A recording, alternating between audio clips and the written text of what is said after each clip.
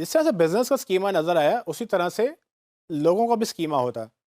मतलब ये कि अगर आप किसी सेलिब्रिटी को सर्च करें, जैसे कि फवाद खान, आप सर्च करेंगे गूगल में, तो फवाद खान की काफ़ी इन्फॉर्मेशन आपको रिजल्ट्स में भी आ रही है, मुख्तलिफ वेबसाइट्स में उसका डेटा पड़ा हुआ है, कहीं न्यूज़ आ रही है, कहीं पर उसकी सेलिब्रिटी अपीयरेंसेस हैं।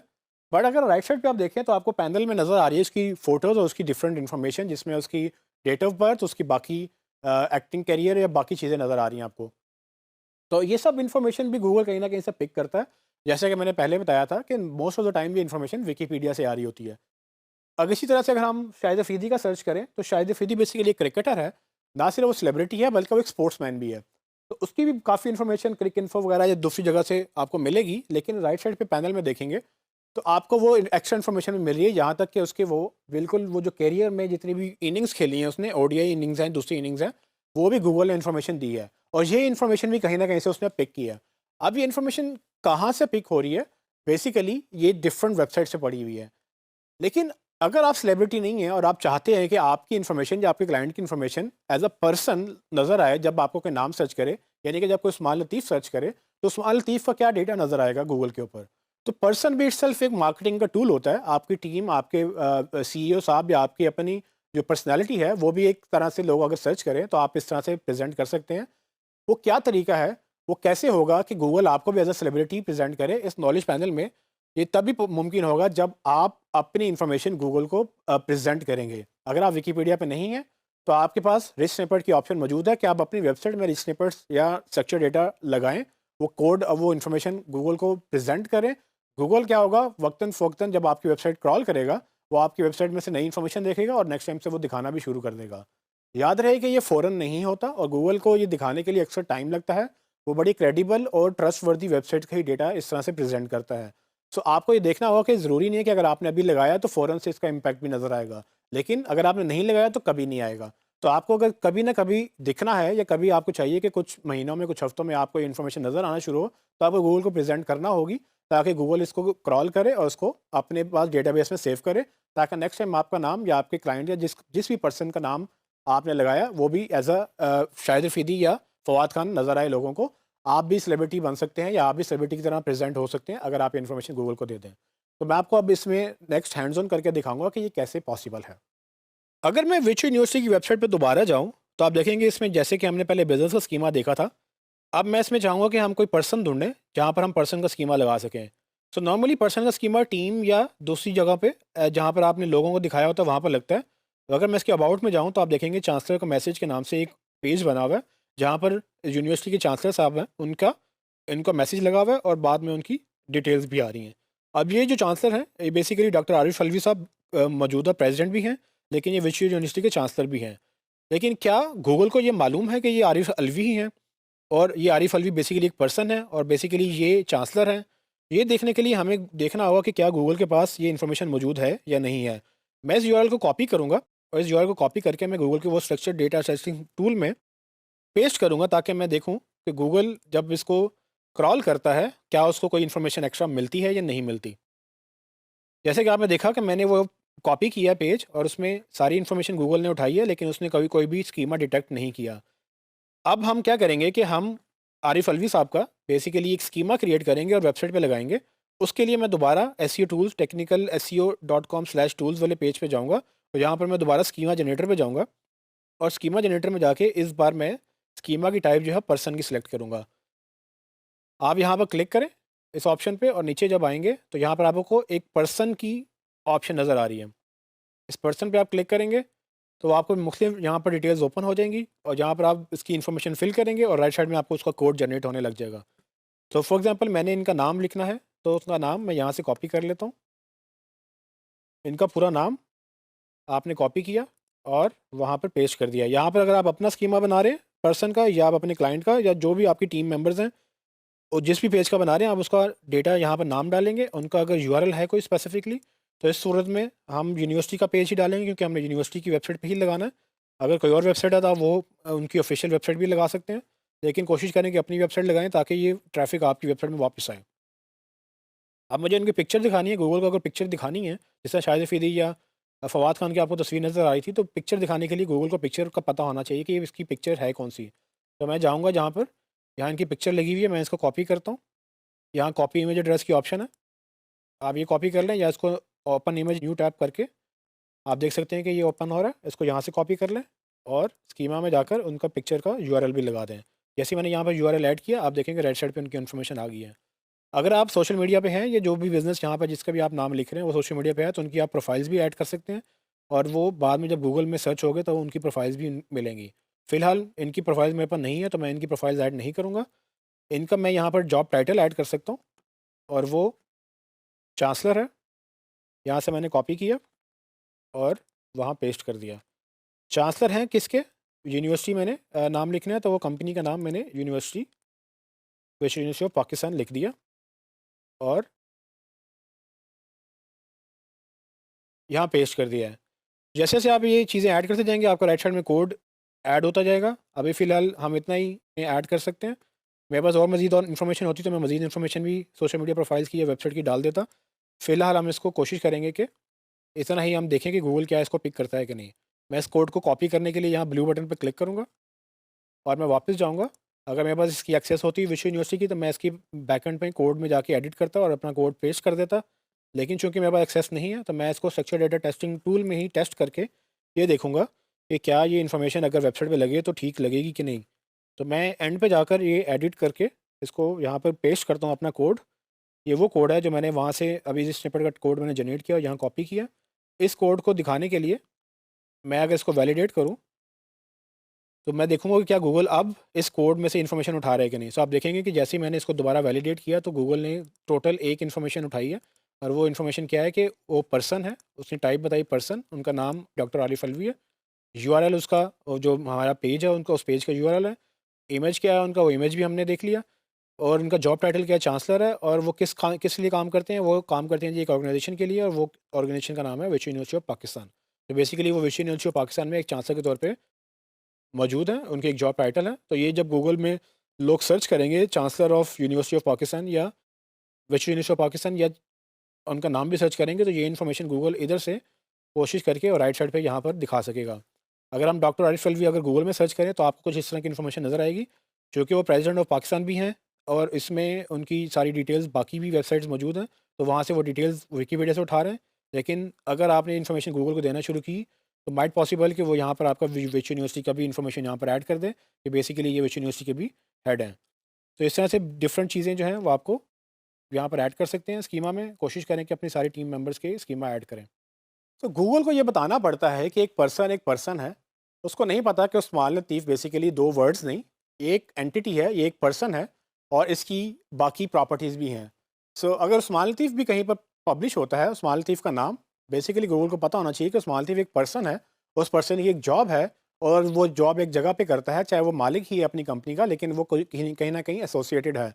उसकी प्रोफाइल्स हैं और उसकी डिफरेंट इन्फॉर्मेशन मौजूद है, उसकी फ़ोटोज़ भी मौजूद हैं।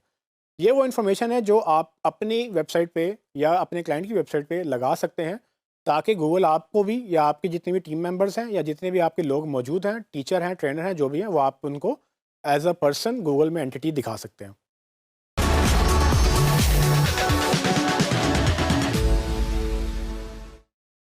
यूँ तो स्कीमा बहुत सारे हैं और मैंने आपको बताया कि schema.org पे जाके आप सारे के सारे टैग्स अंडरस्टैंड कर सकते हैं कि आपका बिज़नेस किस टाइप का है और किस तरह का स्कीमा उसके लिए अवेलेबल है।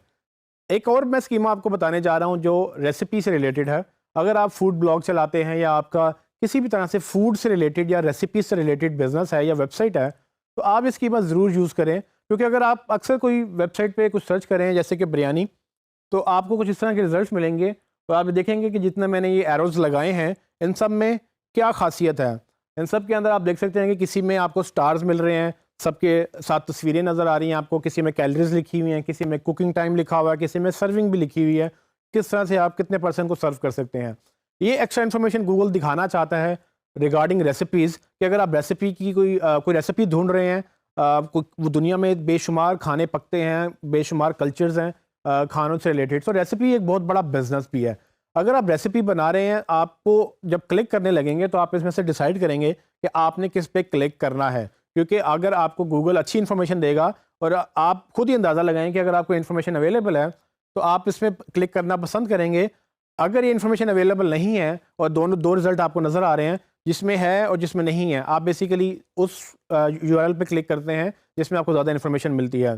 तो मैं आपको इसके लिए भी टूल अवेलेबल है। आप नेट से बेशुमार आपको रेसिपी के स्कीमा टैग जनरेटर मिल जाएंगे, लेकिन ये एक टूल मैंने ये आपके लिए यहाँ पर लिंक दिया है। इसको आप यूज़ करते हुए स्कीमा का टैग जनरेट कर सकते हैं, और मैं आपको एग्जैक्टली अभी लाइव ये करके भी दिखाता हूँ। ये मर्कल एसईओ के एक स्कीमा टैग जनरेटर है, आप इसको यूज़ कर सकते हैं। इसमें मैंने रेसिपी ऑलरेडी सेलेक्ट की हुई है। आप जब रेसिपी सेलेक्ट करेंगे, नीचे आएंगे तो वो आपसे कुछ फील्ड्स उसने दी हैं जिसमें आपसे वो कुछ इन्फॉर्मेशन मांग रहा है, और राइट साइड पे वो एक कोड जनरेट कर रहा है जो कि लाइव चेंज होगा। ये कोड 2 फॉर्मेट्स में है, जेसन में भी और माइक्रोडेटा में भी। तो जेसन बेसिकली ये दोनों लैंग्वेजेस हैं। माइक्रोडेटा या जेसन, ये आपके डेवलपर को पता होगा कि उसको किस तरह से कौन सा कोड चाहिए अपनी वेबसाइट के लिए। हमारे से कोई गर्ज नहीं है, अभी हमारा फ़िलहाल इससे कंसर्न है कि हमने रेसिपी का नाम क्या रखना है। तो फॉर एग्जांपल मैं बिरयानी अगर कुक करना चाहता हूँ या बिरयानी की रेसिपी अपनी वेबसाइट पर डालना चाहता हूँ, तो मैं उसका नाम लिखूँगा यहाँ पर। कराची बिरयानी हो सकती है, या कुछ सिंधी बिरयानी, या किसी भी तरह का आपका जो नाम आप समझते हैं कि आपकी डिश का है। आप उसके अगेंस्ट उसकी डिस्क्रिप्शन लिखें। डिस्क्रिप्शन में आप कोशिश करें इसको एक्सप्लेन करने की। मैं यहाँ पर रैंडम इन्फॉर्मेशन डालूँगा ताकि हम इसको एक दफ़ा टेस्ट कर सकें। जितनी ज़्यादा इन्फॉर्मेशन आप ऐड करेंगे उतना ज़्यादा गूगल को हेल्प मिलेगी कि आप बेसिकली किस चीज़ के बारे में इन्फॉर्मेशन उसको दे रहे हैं। इसका इमेज अगर आपके पास है तो यहाँ पर आप इमेज का यूआरएल डाल सकते हैं। अगर आपके पास इमेज नहीं है तो आप अपलोड कर दें कहीं, वहाँ से उसके बाद उसको यूआरएल डालें, क्योंकि इमेज एक इम्पॉर्टेंट पार्ट है। इमेज अगर नहीं आप देंगे तो वो इमेज गूगल में नज़र नहीं आएगा। क्रिएटर इसका अभी आई डोंट नो यहाँ पर कौन क्रिएटर है, लेकिन अगर आप क्रिएट कर रहे हैं तो आप अपना नाम लिख सकते हैं यहाँ पर, या अपनी वेबसाइट का, या अपने किचन का, जो भी आपका अगर रेस्टोरेंट है तो आप उस पर नाम लिख सकते हैं। यहाँ पर बेसिकली प्रिपरेशन मिनट्स हैं और यहाँ पर कुकिंग मिनट्स हैं। तो प्रिपरेशन और कुकिंग दो डिफरेंट चीज़ें हैं कि कितना टाइम उसको प्रिपेयर करने में लगेगा और कितना टाइम उसको कुक करने में लगेगा। तो फॉर एग्जांपल आपको 60 मिनट्स लगेंगे प्रिपेयर करने में और 60 मिनट्स लगेंगे कुक करने में, तो तकरीबन ये 2 घंटे का ये टाइम इस पर लग सकता है इन टोटल। तो यहाँ पर आप राइट साइड पे देखेंगे कि वो प्रिपरेशन टाइम अलग लिखा उसने, कुकिंग टाइम उसने अलग लिखा, और टोटल टाइम उसने 120 कर दिया, जो कि दोनों का एक सम है। तो जब वो इन दोनों को प्लस करेंगे तो 120 आपका टोटल मिनट्स लगेंगे, जो कि ऑलमोस्ट 2 घंटे हैं। आप इसके बाद ये कैटेगरी बता सकते हैं कि एपेटाइज़र है, एंट्री है, या डेजर्ट है।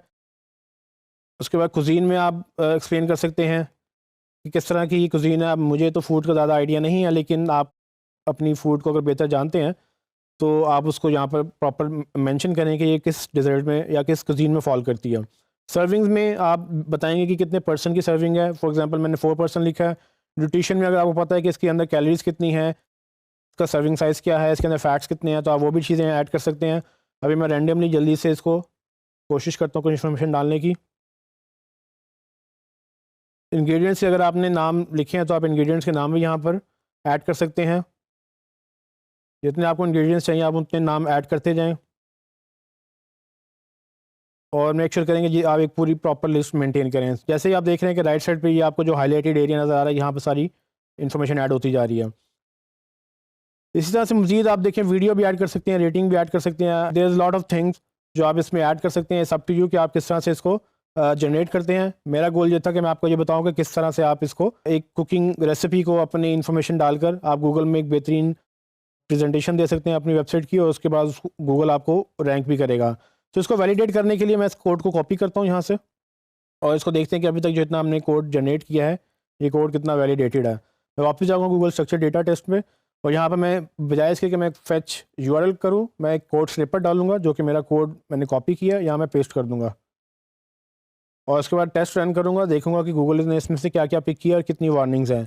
तो आप देख सकते हैं कि गूगल ने इसकी टाइप रेसिपी जनरेट की है, नाम भी लिखा है, उसकी डिस्क्रिप्शन भी है, बाकी सारी इन्फॉर्मेशन भी उसने ऐड की है। उसने ये भी एरर्स दिए हैं कि मिसिंग पार्ट क्या है। इमेज मैंने नहीं डाला था तो उसने इमेज का एरर दिया है, आपको इमेज डालना है। ये एरर का मतलब ये है कि ये जब तक एरर रिमूव नहीं होंगे तब तक गूगल इसको पिक नहीं करेगा। 3 वार्निंग्स हैं। वार्निंग्स का मतलब ये है कि आप अगर ये एग्रीगेट रेटिंग की जो चीज़ें हैं वार्निंग्स में ये डालेंगे तो अच्छी बात है, नहीं डालेंगे तो गूगल फिर भी इसको पिक कर लेगा। सो इस तरह से आप अपनी वेबसाइट पे इस कोड को कॉपी करेंगे, जहाँ पर भी आपकी रेलिवेंट इन्फॉर्मेशन है अपने डेवलपर को बताएंगे कि इस तरह से आपको इन्फॉर्मेशन चाहिए, तो वो आपको ऐड कर देगा, या आप खुद भी ऐड कर सकते हैं, और आपकी एक वेबसाइट जो है रेसिपी वाली वो गूगल में बेहतरीन रिजल्ट्स लेकर आ सकती है।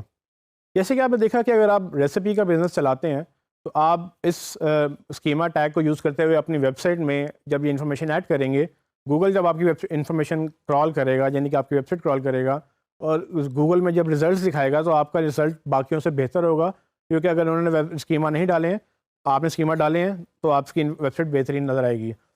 अच्छा, इसमें ये चीज़ याद रखें कि ज़रूरी नहीं कि सिर्फ रेसिपी ही वेबसाइट्स जो हैं वो आपको इसमें ऐड होंगी।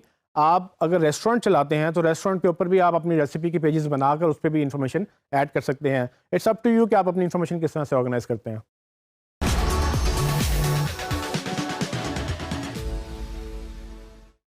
अगर आप किसी प्रोडक्ट का रिव्यू करें या आपके अलावा लोग किसी प्रोडक्ट का रिव्यू करें, तो गूगल को वो भी आप इन्फॉर्मेशन फीड कर सकते हैं कि नेक्स्ट टाइम जब गूगल उसको गूगल सर्च रिजल्ट्स में दिखाए तो उसमें वो डिफरेंट तरह की इन्फॉर्मेशन आप उसको मिल सकती है।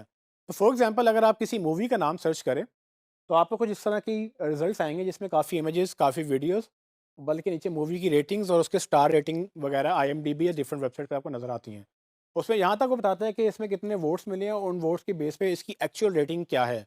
वो रेटिंग 0 to 5 आप रेट कर सकते हैं, या 0 to 10 नॉर्मली रेटिंग होती है। तो कहाँ से कहाँ तक रेटिंग्स हैं, अगर 0 to 10 है तो उस 10 में से कितने मार्क्स मिले हैं उसको और कितने लोगों ने दिए हैं।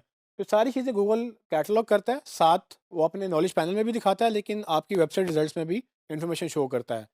सो अक्सर वेबसाइट जो डेटा एग्रीगेट करती हैं वो ये डेटा गूगल को फीड करती हैं। सो मूवीज़ की अगर बात करें तो IMDb एक बहुत बड़ा मूवी का डेटाबेस है, जहाँ पर मूवीज़ की सारी रेटिंग्स पड़ी हुई हैं, जिसमें ना सिर्फ मूवीज़ बल्कि उनके एक्टर्स कौन है, उनके डायरेक्टर्स कौन है, उनके प्रोड्यूसर्स कौन है, उन सब की इन्फॉर्मेशन मौजूद है और किसने किस मूवी में काम किया और किस मूवी में कौन लोग काम कर रहे हैं। ये डिफरेंट तरह से रिलेशनशिप, कॉम्प्लेक्स रिलेशनशिप बिल्ड होते हैं और यही रिलेशनशिप अल्टीमेटली गूगल को इस काबिल बनाते हैं कि वो डिफरेंट तरह के आपको रिलेशनशिप दिखा सकते हैं कि जिस एक्टर ने एक मूवी में काम किया उसने 10 मूवीज़ में और भी काम किया। ये सब कैसे पता चलता है? वो ऐसे ही पता चलता है कि उसने हर जगह पे वो स्कीमा लगा हुआ होता है। इसी तरह से अगर हम एक और एग्जांपल लें, तो अगर आप मोबाइल फ़ोन सर्च करें, तो उसके नीचे भी अक्सर आपको प्राइस, उसके फीचर्स या उसकी डिफरेंट तरह के रिव्यूज़ नज़र आते हैं। जैसे कि मैंने एग्जांपल ली है गैलेक्सी नोट 10 की, सैमसंग गैलेक्सी नोट 10 अगर आप फ़ोन सर्च करें, तो आपको कुछ इस तरह का रिज़ल्ट नज़र आएगा। इसमें आप देख सकते हैं कि अक्सर रिव्यूज़ नज़र आ रहे हैं, उसमें प्राइस नज़र आ रही है, उसमें कुछ और चीज़ें एक्स्ट्रा इन्फॉर्मेशन नज़र आ रही है। डिफरेंट वेबसाइट ने डिफरेंट तरह से उसको ऐड किया हुआ है, लेकिन नीचे इन्फॉर्मेशन सबने दी हुई है। वहाँ पर आपको स्टार रेटिंग भी नज़र आ रही है, आपको वहाँ पर उसकी प्राइस भी है, इन स्टॉक है या नहीं है, या उसके टोटल रिव्यूज़ कितने हैं और कितने लोगों ने उसको रिव्यूज़ दिए हैं। ये सब चीज़ें आपको इस बात में हेल्प करती हैं कि आप यहीं पर गूगल के ऊपर डिसीजन ले लेते हैं। सो आपको वापस अगर मैं याद दिलाऊँ कि गूगल रिच स्निपेट या स्ट्रक्चर डेटा चाहता ही क्यों है? बेसिकली उसकी रीज़न ये है कि वो चाहता है कि मैक्सिमम डिसीजन जो है वो गूगल सर्च इंजन के ऊपर ही हो जाए, और जब वो गूगल सर्च इंजन के ऊपर वो डिसीजन होगा लोगों का, तो गूगल से ज़्यादा लोग यूज़ करेंगे और ज़्यादा हेल्पफुल रहेगा। इसी तरह से गूगल का अब मिशन यही है कि to organize the world's information and make it universally accessible and useful. So ये यूजफुलनेस वाला जो पार्ट है वो यहाँ पर पूरा होता है, एक्सेसिबिलिटी वाला पार्ट भी पूरा होता है। ये सब चीज़ें वो आपको सर्च इंजन पे दिखाना चाहता है। लेकिन अगर आप अपनी कोई प्रोडक्ट लेकर चल रहे हैं या अपनी कोई सर्विस लेके चल रहे हैं, या अपनी कोई आप या अपने क्लाइंट की किसी भी प्रोडक्ट को आप ऑप्टिमाइज़ करना चाहते हैं कि वो भी जब गूगल में दिखे तो उसकी भी स्टार रेटिंग्स आएँ, उसके भी रिव्यूज़ आएँ, या आपने किसी प्रोडक्ट का रिव्यू किया और आप चाहते हैं कि आपकी स्टार रेटिंग जो आपने उसको मार्क्स दिए हैं, वो नज़र आएँ, तो ये कैसे पॉसिबल है? ये भी गूगल का जो स्ट्रक्चर डेटा जो है वो आप उसको स्कीमा के थ्रू ऐड कर सकते हैं, और गूगल का स्ट्रक्चर डेटा इसको पिक करता है, और जब वो पिक करता है तो अल्टीमेटली ये इन्फॉर्मेशन गूगल में दिखाना भी शुरू कर देता है। मैं आपको हैंड्स ऑन करके दिखाऊँगा कि किस तरह से डिफरेंट तरीकों से आप डिफरेंट चीज़ों के आप प्रोडक्ट्स के रिव्यू लिख सकते हैं। सो रिव्यूज़ बेसिकली आप किसी भी चीज़ का कर सकते हैं। वो कोई आइटम हो सकती है, वो कोई प्रोडक्ट हो सकती है, वो कोई सर्विस हो सकती है। आपने ये जब ये लिखना है, तो आपने उसको मतलब उस तरह से स्ट्रक्चर करके अपनी वेबसाइट में इन्फॉर्मेशन लगा देनी है। एक चीज़ का ध्यान रखना है कि 2 तरह के रिव्यूज़ गूगल पिक करता है। 1 जो आप रिव्यू करते हैं, आपका ऑनेस्ट रिव्यू, अपना रिव्यू, वो आप मैनिपुलेट भी कर सकते हैं नॉर्मली, और जो कि अच्छी बात नहीं है। लेकिन अगर आप उसको खुद से कोई रेटिंग दे रहे हैं, आप चाहते हैं कि आप उनको एक प्रॉपर रेटिंग दें, तो आप वो कर सकते हैं। लेकिन IMDb या दूसरी वेबसाइट की जब हमने बात की थी, उसमें यूज़र जनरेटेड रिव्यूज़ की बात हुई थी कि एक मूवी लगी हुई है और उसके ऊपर लोग आके उसको रेटिंग कर रहे हैं, और लोगों की वोटिंग काउंट हो रही है, और वो वोटिंग की तादाद काउंट हो रही है, और वो दोनों ही रिव्यूज़ ही कहलाते हैं। इन दोनों को कैसे करना है, वो हम, अगर आप CMS को यूज़ कर रहे हैं जिसमें कोई मैजेंटो, वर्डप्रेस या दूसरे आप कोई और पैनल यूज़ कर रहे हैं, उसमें इन्फॉर्मेशन ये ऑलरेडी डेवलपर से लगवा सकते हैं। लेकिन अगर आपने मैनुअल करना है और आपने खुद कॉपी पेस्ट करना है, तो हम दोबारा से उसी टूल को यूज़ करके ये कोड जनरेट करके अपनी वेबसाइट पे लगा सकते हैं। तो आइए देखते हैं कि ये कैसे पॉसिबल है। फॉर एग्जांपल अगर मैं कोई मूवी सर्च करूँ, ये एक लेटेस्ट मूवी है जो कि बच्चों की अभी रिसेंटली लॉन्च हुई है। अगर मैं इसका नाम सर्च करूँ तो आप देख रहे हैं कि यहाँ पर कुछ वीडियोज़ आ रही हैं जो कि गूगल यूट्यूब से या दूसरी वेबसाइट से उठा रहा है। राइट साइड में वही नॉलेज पैनल आ रहा है, उसमें उसकी रेटिंग्स डिफरेंट जगह से वो गूगल पिक कर रहा है, उसके बाद उसके उसका रिव्यू भी दे रहा है। अगर आप लेफ्ट साइड में गूगल के ओरिजिनल रिजल्ट्स देखें तो सबसे पहले आईएमडीबी रैंक कर रहा है, और आईएमडीबी इंटरनेट मूवी डेटाबेस जो कि मूवीज़ की एक बहुत बड़ी वेबसाइट है जहाँ पर हर तरह की मूवी का डेटाबेस मौजूद है। उसके आप देखेंगे नीचे स्टार्स और उसकी रेटिंग्स और उसके नीचे कुछ वोट्स काउंट आ रहे हैं। तो ये गूगल ने कैसे पिक किया? ये गूगल ने उसकी वेबसाइट से पिक किया, और ये जब यहाँ से पिक कर लिया तो उसने यहाँ पर राइट साइड में पैनल में भी दिखाना शुरू कर दिया, और उसी की तरह बाकी इन्फॉर्मेशन भी वहाँ से उसको मिली कि उसने बॉक्स ऑफिस में कितने पैसे बनाए, उसका बजट टोटल क्या था, उसकी बाकी म्यूज़िक किसने डाला, एक्टर कौन था, डायरेक्टर कौन था, ये सारी चीज़ें, ये रेटिंग्स उसकी सब चीज़ें मौजूद हैं। अगर आप यहाँ पर बाकी देखें तो रोटन टोमेटोज़ एक और वेबसाइट का डेटाबेस है वो भी, और अमेज़न पे बिक्री है वो भी, मतलब मुख्तलिफ जगह से ये मुख्तलिफ चीज़ें गूगल आपको दिखाएगा। यहाँ तक कि वो इस तरह की और कौन सी मूवीज़ हैं वो भी आपको लिंक्स बिल्ड करता है कि अगर इसमें कुछ चीज़ें सिमिलर हैं तो उस जैसी जॉनरा में और कौन सी मूवीज़ हैं। अगर हम इसकी मोबाइल में, जैसे मैंने आपको एग्जांपल दी थी उसकी बात करें, तो ये मोबाइल में आप देखेंगे कि जैसे मैंने Samsung mobile Galaxy Note 10 prices in Pakistan search किया, तो व्हाट मोबाइल पे या दूसरी वेबसाइट्स के ऊपर ये आपको इन्फॉर्मेशन मिल रही है, और हर एक में तकरीबन ये नीचे स्टार रेटिंग और उसकी प्राइसेस और उसके फीचर्स और उसकी बाकी चीज़ें भी नज़र आ रही हैं। ये सब करने के लिए आपको वापस हमें जाना होगा एसईओ टूल्स के ऊपर, और उसमें हम स्कीमा जनरेटर के टूल पे जाएँगे, और इस दफ़ा हम प्रोडक्ट का रिव्यू हम सेलेक्ट करेंगे। सो यहाँ पर आप देखेंगे वो पूछ रहा है कि आपने क्या बनाना है, तो यहाँ पर मैं प्रोडक्ट सेलेक्ट करूँगा। प्रोडक्ट में वो नीचे मुझसे पूछेगा कि वो प्रोडक्ट का नाम क्या है। तो फॉर एग्ज़ाम्पल मैं यहाँ पर अगर मूवी कर रहा हूँ तो उसका नाम, या अगर मैं मोबाइल कर रहा हूँ तो सैमसंग सैमसंग गैलेक्सी नोट 10 का मैंने नाम लिखा। उसका यूआरएल क्या है, मैं यहाँ पर यूआरएल डाल दूँगा। फ़िलहाल मैं टाइम बचाने के लिए जल्दी से कुछ भी यहाँ लिख रहा हूँ। आपको यहाँ प्रॉपर इन्फॉर्मेशन डालनी है। तो यहाँ पे मैंने यूआरएल लिख दिया। वो ब्रांड मुझसे पूछ रहा है ब्रांड कौन है, तो मुझे पता है कि सैमसंग इसका ब्रांड है, और उसका जो आइडेंटिफिकेशन प्रॉपर्टीज़ हैं वो मुझसे पूछ रहा है कि क्या इसका कोई ग्लोबल नंबर है कि नहीं। तो ये ग्लोबल ट्रेड आइडेंटिफिकेशन नंबर, ये अक्सर नंबर असाइन होते हैं जो भी प्रोडक्ट्स आती हैं, तो उनका ग्लोबली एक आइडेंटिफिकेशन नंबर होता है। एसकेयू आपकी वेबसाइट में नंबर होता है।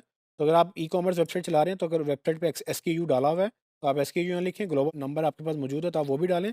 तो आप यहाँ से जो सेलेक्ट करेंगे उसकी ऑप्शन अवेलेबल हो जाएंगी। एसकेयू फॉर एग्जाम्पल 1 2 3 4 5 मैंने लिखा, और आईडी नंबर इंटरनेशनल मैंने फॉर एग्जाम्पल 1111 कुछ भी मैंने एग्जाम्पल डाल दिया। उसके बाद वो पूछ रहा है कि प्रोडक्ट की डिस्क्रिप्शन क्या है, तो मैं ये बोल सकता हूँ कि Samsung 10 is the best smartphone in the market. तो यहाँ पर आपको प्रॉपर इन्फॉर्मेशन देनी है उस प्रोडक्ट की जो कि आप ऐड करना चाह रहे हैं। मैंने रैंडम इन्फॉर्मेशन डाली है ताकि आपको एग्जांपल दे सकूँ किस तरह से राइट साइड में कोड जनरेट हो रहा है।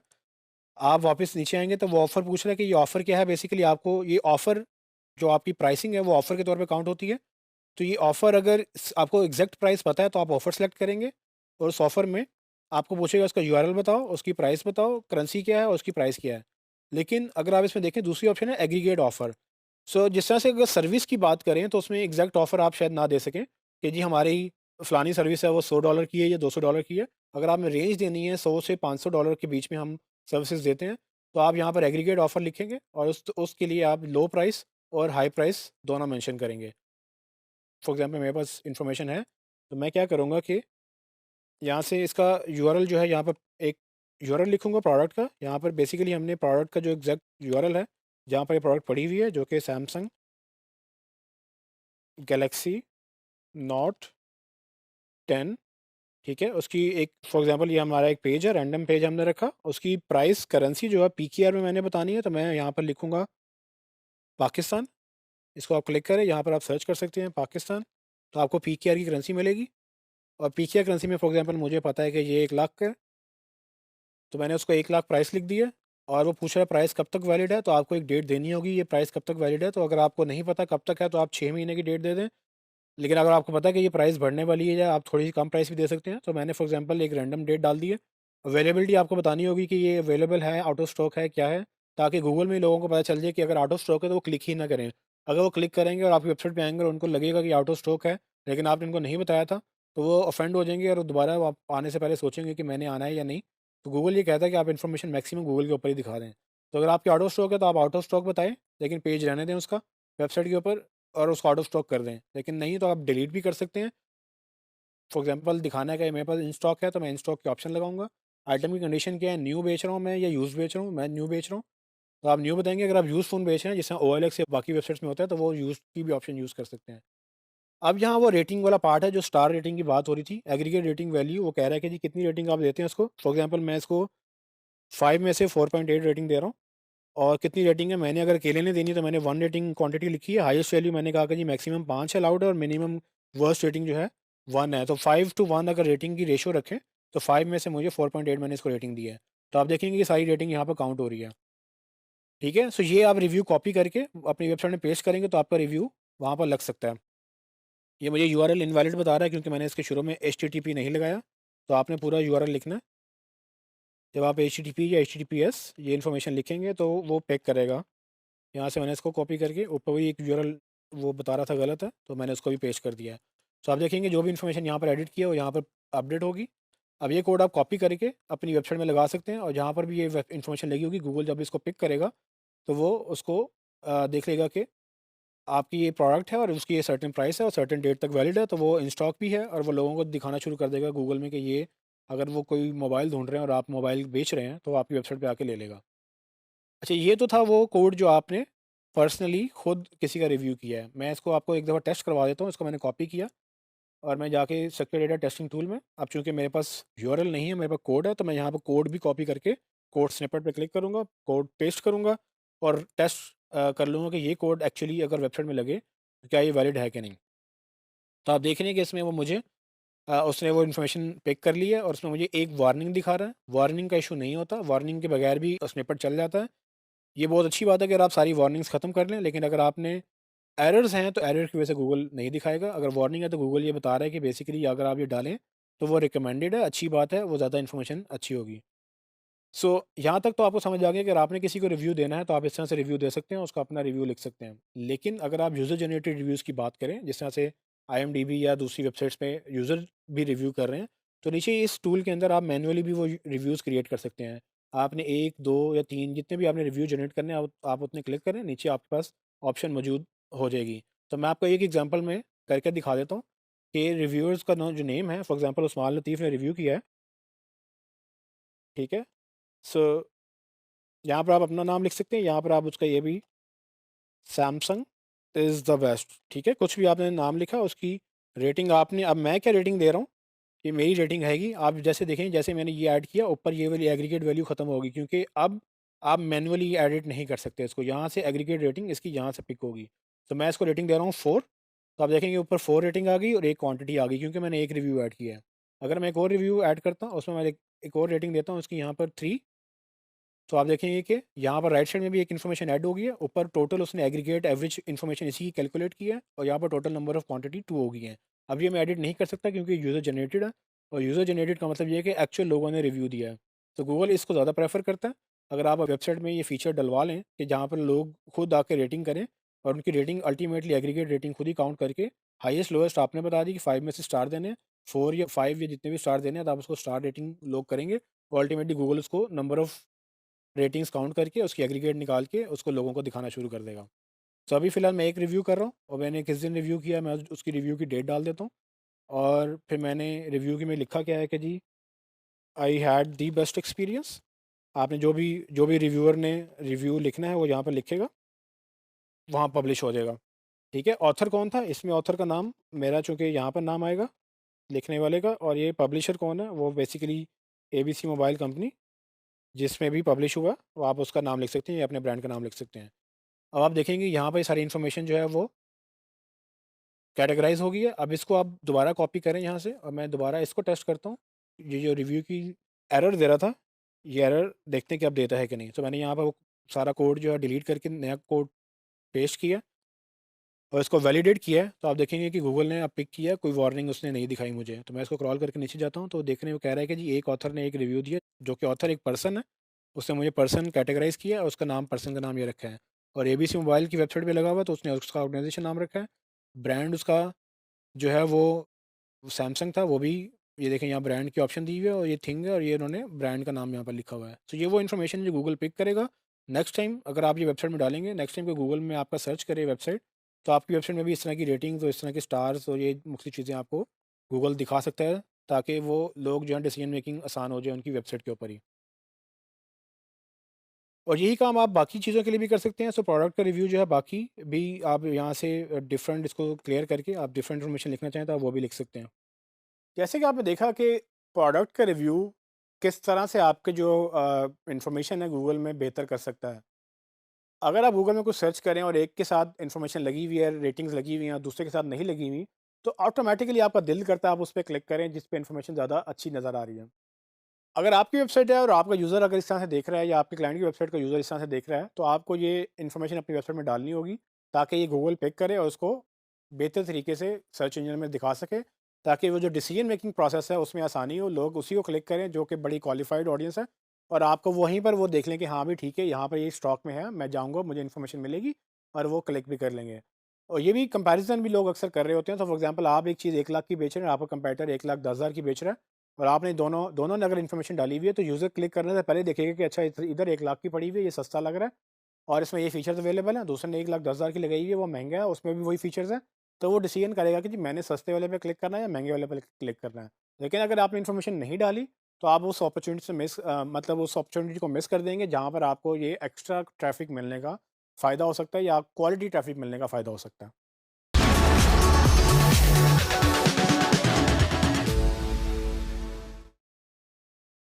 अभी तक हमने ये सीखा कि डिफरेंट एंटिटीज़ के लिए स्कीमा जो कोड है वो कैसे जनरेट करते हैं। इस वीडियो में मैं आपको ये बताऊंगा कि ये कोड आपने एक्चुअली मैनुअली किसी वेबसाइट पे कैसे लगाना है और वर्डप्रेस में आप कैसे लगाते हैं इसको, और उसके बाद आप इसको वैलिडेट कैसे करते हैं कि ये ठीक लगा है कि नहीं और गूगल इसको पिक कर पा भी रहा है कि नहीं। आइए चलते हैं स्क्रीन की तरफ। जी ट्रेनिंग, अब हम स्कीमा जनरेटर के थ्रू जो हमने स्कीमा टैग क्रिएट किया था वो मैंने आपके सामने एक सैम्पल क्रिएट करके रखा है जिसमें मैंने पर्सन का स्कीमा लगाया है, जो कि मैं चाहता हूँ कि मैं अपनी वर्डप्रेस वेबसाइट जो कि टेस्ट 1 वेबसाइट है मेरी, और उसके बाद मैं अपनी HTML वेबसाइट जो कि टेस्ट 2 है, मैंने आप लोगों के लिए दोनों एग्जांपल्स क्रिएट किए हुए हैं, इसमें मैं दोनों पे इम्प्लीमेंट करना चाहूँगा। तो इस टैग को कॉपी करते हैं। तो सबसे पहले हम जो HTML वेबसाइट है जहाँ पर आप मैनुअली इसको अपलोड करेंगे, इस पेज पे मैं आपको एडिट करके दिखाता हूँ, लेकिन याद रहे कि इस पेज पे अभी कोई स्कीमा नहीं लगा हुआ। तो इसको अब चेक करने के लिए कि स्कीमा लगा है कि नहीं, पहले इसको URL को कॉपी करते हैं और हम स्कीमा वैलिडेटर जो है, जो गूगल ने एक टूल क्रिएट किया है स्कीमा को वैलिडेट करने के लिए, उस पर चेक करते हैं कि क्या हमारा पहले से कोई स्कीमा एग्जिस्ट करता है कि नहीं। तो जब आप validator dot schema dot ORG पे जाएंगे, आपको ये दो ऑप्शन मिलेंगी, या तो आप URL फेच कर लें या आप कोड स्निपेट यानी कि वेबसाइट का कोड पूरे का पूरा यहाँ पर कॉपी करके पेस्ट कर सकते हैं। फिलहाल मैं फेच करने की कोशिश करता हूँ कि मेरा जो URL है जो कि टेस्ट 2 वेबसाइट है, जो कि प्लेन HTML वेबसाइट है, इसको मैं रन टेस्ट करता हूँ और देखता हूँ कि क्या इसमें ये पूरी वेबसाइट का उसने कोड मेरी वेबसाइट से उठा लिया, लेकिन यहाँ पर उसको कोई आइटम डिटेक्ट नहीं हुई। तो अब मैं कैसे मेक श्योर करूँ कि उसको ये पता लगे गूगल को कि ये जो वेबसाइट है ये बेसिकली उस्मान लतीफ़ की वेबसाइट है और उस्मान लतीफ़ एक पर्सन है और इसमें पर्सन का स्कीमा अटैच करना है मुझे। तो उसके लिए मैंने यहाँ पर टेक्निकल एसईओ के टूल पे जाके स्कीमा का पर्सन का स्कीमा मैंने क्रिएट कर लिया। जब यहाँ से आप स्कीमा कॉपी करेंगे तो उसके बाद आप अपनी होस्टिंग पे जाएंगे। होस्टिंग में आपने सी पैनल के अंदर यहाँ से फाइल मैनेजर को क्लिक करना है, तो आपके पास उसका फाइल मैनेजर ओपन हो जाएगा और इस फाइल मैनेजर में आपने अपनी वेबसाइट के पाथ पे जाना है जहाँ पर आपने वेबसाइट होस्ट की हुई है। मैं पब्लिक HTML को खोलता हूँ, एड ऑन फोल्डर को ओपन करता हूँ और उसके नीचे ये मेरी वेबसाइट है जो कि HTML वेबसाइट है। यहाँ मैं क्लिक करता हूँ तो आगे आप देखेंगे कि यहाँ पर मेरी 3 चीज़ें पड़ी हुई हैं, index, robots and site map. जो इंडेक्स है बेसिकली वो मेरे होम पेज का URL है। तो अब ये जो पेज है इसको मैं एडिट करूँगा क्योंकि मैंने होम पेज के कंटेंट में एडिटिंग करनी है। राइट क्लिक करूँगा और इसको मैं एडिट HTML एडिट करूँगा क्योंकि ये मुझे पता है कि HTML पेज है, तो HTML एडिट करूँगा और उसके बाद मैं इसको HTML में ओपन कर लूँगा। तो ये जो आपको वेबसाइट नज़र आ रही है, ये वेबसाइट बेसिकली आपकी यहाँ पर इस तरह से देखें HTML एडिटर में इस तरह से ओपन हुई हुई है। अब जब आपको ये HTML एडिटर नज़र आएगा तो इसमें आपने सोर्स कोड देखना है। सोर्स कोड देखने के लिए आपको ये ऊपर टूल बार में काफ़ी ऑप्शन मिलेंगी, लेकिन आपने किसी को भी नहीं इसको क्लिक करना, आपने सिर्फ सोर्स को क्लिक करना है। जैसे आप इसको क्लिक करेंगे तो आप देखेंगे कि ये जो कोड है HTML कोड जो आपको वेबसाइट के सोर्स में नज़र आता है वो बेसिकली कोड आपको दिखाएगा। इस कोड के अंदर मैं थोड़ा सा जूम इन करता हूँ आप लोगों के लिए। आपने जब इस कोड में जाना है तो इस कोड के अंदर आपने हेड टैग्स के अंदर ये जो हेड स्टार्ट हो रहा है और ये हेड ख़त्म हो रहा है, इसके अंदर आपने ये हेड ख़त्म होने से पहले कहीं अपना कोड कॉपी कर दें। तो आप देखेंगे यहाँ पर ये स्क्रिप्ट, ऊपर से स्क्रिप्ट स्टार्ट हुआ, ये जावास्क्रिप्ट का स्क्रिप्ट है और इसमें schema.org पर्सन का टैग लगा है, जो चीज़ें मैंने उसमें ऐड की थी सारी नज़र आ रही हैं। और यहाँ स्क्रिप्ट ख़त्म हो गया। इसको मैं जूम आउट करके यहाँ से सेव कर लूँगा, टॉप लेफ्ट में सेव का बटन है। अब आप मेरी वेबसाइट पे जाएंगे तो ये पहले से वेबसाइट लोडेड थी। इसके सोर्स कोड में आप देखेंगे कि यहाँ पर आपको टाइटल में स्कीमा टैग अभी नज़र नहीं आएगा। लेकिन अगर मैं इसको रिफ़्रेश कर लूँ, क्योंकि मैंने इसको सेव कर दिया, यहाँ से पेज को भी रिफ़्रेश कर लेते हैं, सोर्स को भी रिफ़्रेश करते हैं, तो आप देखेंगे कि ये जो मैंने कोड ऐड किया था अभी आपके सामने, ये कोड उसने वहाँ से पिक किया और यहाँ पर उसने ऐड कर दिया है। तो ये जो स्कीमा कोड है अब ये गूगल भी पिक करेगा। अब ये टेस्ट करते हैं कि क्या मेरे पेज पे स्कीमा लग गया है कि नहीं। तो उसको मैं सेलेक्ट करता हूँ, यूआरएल को कॉपी करके मार्कअप वैलिडेटर में जाता हूँ और यहाँ पर देखें पहले से मैंने ये वैलिडेट किया था तो कोई आइटम नहीं मिली थी। मैं न्यू टेस्ट करता हूँ और इसको दोबारा अपने ही यूआरएल को दोबारा से टेस्ट रन करता हूँ। तो आप देखेंगे उसने फ़ौरन स्कीमा जो है वो पर्सन का पिक कर लिया है। मेरी वेबसाइट में अब वो बता रहे हैं कि आपकी वेबसाइट में एक पर्सन डिफाइन है और इसका कोई एरर या कोई वार्निंग इस स्कीमा टैग में नहीं है। अगर उसको कोई एरर मिलता तो मुझे यहाँ पे शो करता कि इतने एरर और इतनी वार्निंग्स हैं। तो अगर मैं क्लिक करूँ तो आप देखेंगे कि वो बता रहा है कि टाइप क्या है, पर्सन है, उसका पर्सन का नाम उस्मान लतीफ़ है, उसकी वेबसाइट का नाम usmanlateef.com है, उसका जो इमेज है जो कि ये नज़र आ रहा है यहाँ पर, इसको आप क्लिक करेंगे तो ये इमेज उसने मेरा पिक कर लेना है यहाँ से। तो नए टैब में ओपन कर लेते हैं तो उसको ये मेरी तस्वीर यानी कि लोगो आपका या जो भी आपका इमेज होगा जो सेट करेंगे आपको वो नज़र आएगा। मेरा जो फेसबुक का यूआरएल वो सेम एज़ दिखा रहा है कि ये भी उस्मान लतीफ़ का यूआरएल है। फेसबुक की प्रोफाइल, ट्विटर की प्रोफाइल या बाकी जो भी प्रोफाइल्स आप ऐड करेंगे वो सेम एज़ उसको दिखाएगा। जो टाइटल मेरा बता रहा है डिजिटल मार्केटिंग एक्सपर्ट, और मैं किसके लिए काम करता हूँ, मेरी कंपनी जो मैंने ऑर्गेनाइजेशन सेट की थी उसको ऑर्गेनाइजेशन का स्कीमा लगाया और मेरी कंपनी मार्कम वर्क्स के नाम से उसको उसने एसोसिएट कर दिया। तो ये आपको इस तरह से मैनुअली आप स्कीमा लगा सकते हैं। अब हम देखेंगे कि इसको वर्डप्रेस में हम कैसे स्कीमा ऐड कर सकते हैं। वर्डप्रेस के लिए मैं अपनी वर्डप्रेस की वेबसाइट पे जाऊंगा। तो आप जब वर्डप्रेस में जाएंगे तो अगर आप उसमें लॉग्ड इन नहीं है तो उसमें लॉगिन कर लें। मैं चूँकि उसमें लॉग्ड इन हूँ तो मैं यहाँ से अपने डैशबोर्ड पे जाऊँगा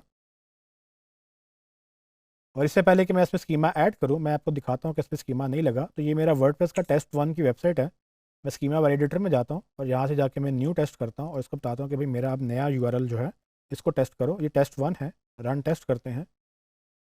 तो मेरी वेबसाइट में जितना भी कोड होगा वो उसको पिक कर लेगा। तो आपको याद होगा कि हमने इसमें योस्ट का प्लगइन ऐड किया था। तो योस्ट के प्लगइन से उसने वेब पेज का तो स्कीमा उठा लिया लेकिन एज सच पर्सन का स्कीमा उस पर नहीं लगा। तो मैं पर्सन का स्कीमा लगाना चाहता हूँ अपनी वर्डप्रेस की वेबसाइट पे। अब मैं इसको अपनी वर्डप्रेस वेबसाइट पे लगाने के लिए अपनी वर्डप्रेस की वेबसाइट ओपन करूँगा और अगर आप लॉग्ड इन नहीं है तो उसमें आप लॉगिन कर लेंगे।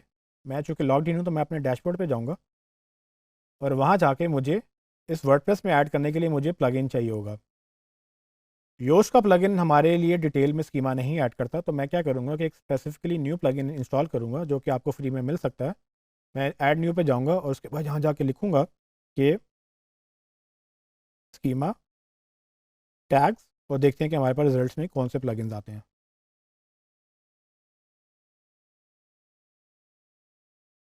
तो इसमें हमारे पास मल्टीपल प्लगइन्स आ रहे हैं लेकिन मुझे वो चाहिए कि जो कि स्कीमा को ऐड करे। एक प्लगइन जो आपको फ्री में अच्छा प्लगइन मैं रिकमेंड कर सकता हूँ वो है schema all in one schema rich snippets.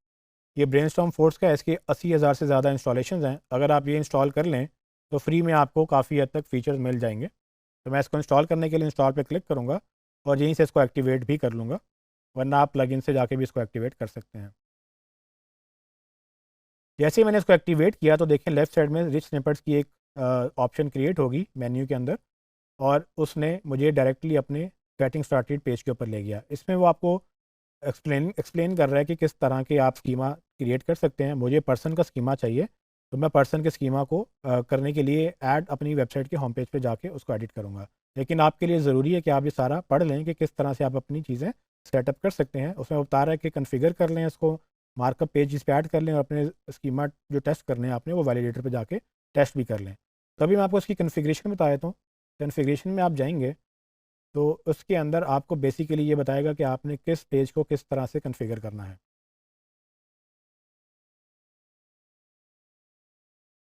तो मैं रिफ़्रेश कर लेता हूँ ताकि हमारा पेज लोड हो जाए।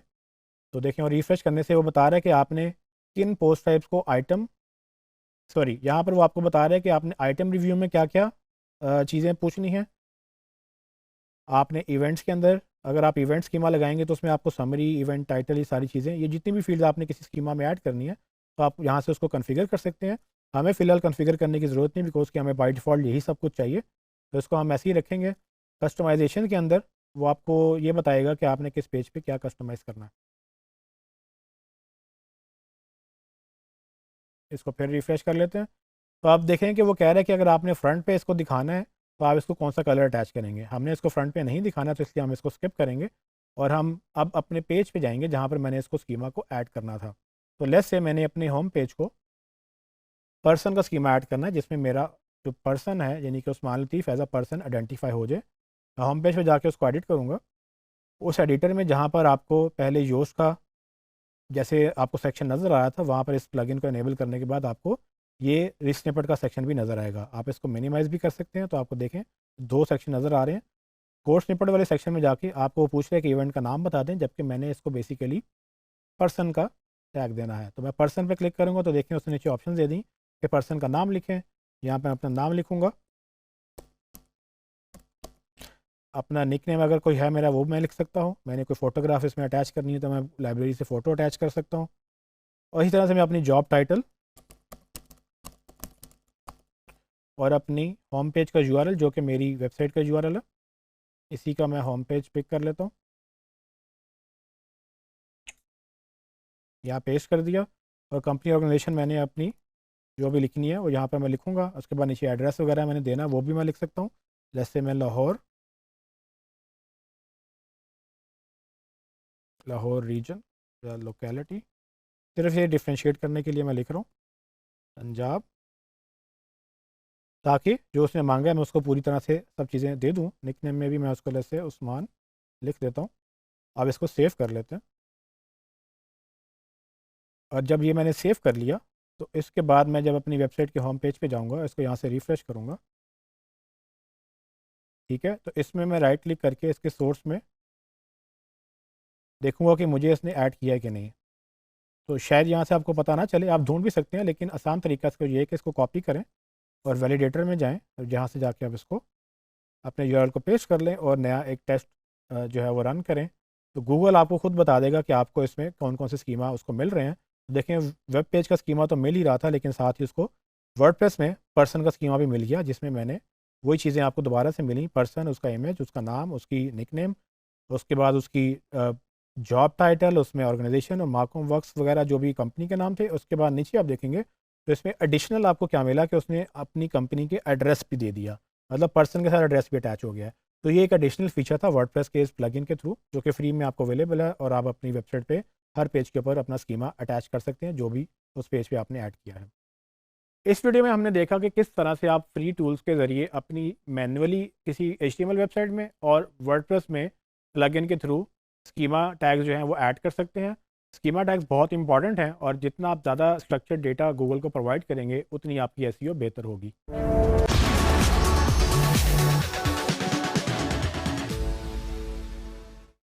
आपने अक्सर फेसबुक पे अगर कोई लिंक शेयर किया हो तो ये नोट किया होगा, जैसे ही आप लिंक पब्लिश करते हैं नीचे उसकी एक इमेज, एक डिस्क्रिप्शन और एक टाइटल कुछ इस तरह से नज़र आता है। ये जो प्रीव्यू है बेसिकली ये फेसबुक की कोशिश है कि वो जहाँ से भी आप लिंक कॉपी कर रहे हैं उसको जब आप फेसबुक के ऊपर पेस्ट करें तो उसको ज़रा ब्यूटीफाई करके, यानी कि अच्छा करके दिखाएं। अब सवाल ये है कि ये डेटा आता कहाँ से है। सो ये बेसिकली इसमें 3 मेन चीज़ें देखने वाली हैं कि इसमें एक इमेज है, एक टाइटल है और एक डिस्क्रिप्शन है। ये तीनों चीज़ें असल में फ़ेसबुक खुद आपकी वेबसाइट से पिक करता है और इसी मकसद के लिए फ़ेसबुक ने मेटा टैग्स की तरह अपना एक मेटा टैग्स का पूरा सिस्टम लॉन्च किया, जिसको उसने ओपन ग्राफ का नाम दिया। Open graph tags are like meta tags. देखिए, इसमें फ़र्क ये है कि ओपन ग्राफ टैग्स सिर्फ फेसबुक और गूगल प्लस के ऊपर चलते हैं। ट्विटर ने भी इस तरह का अपना एक टैग्स का सिस्टम लॉन्च किया जिसको ट्विटर कार्ड्स कहता है, वो हम बाद में बात करेंगे। सो ओपन ग्राफ टैग्स में होता क्या है, बेसिकली ओपन ग्राफ टैग्स कुछ आपको इस तरह से नज़र आएंगे। इसमें आप देखेंगे कि जिस तरह से मेटा टैग में टाइटल होता है, डिस्क्रिप्शन होती है, उसके और भी मेटा टैग्स की हमने टाइप्स देखी थी जिसमें कीवर्ड्स का भी एक मेटा टैग था। इसी बेस पर फेसबुक इन टैग्स को रीड करता है।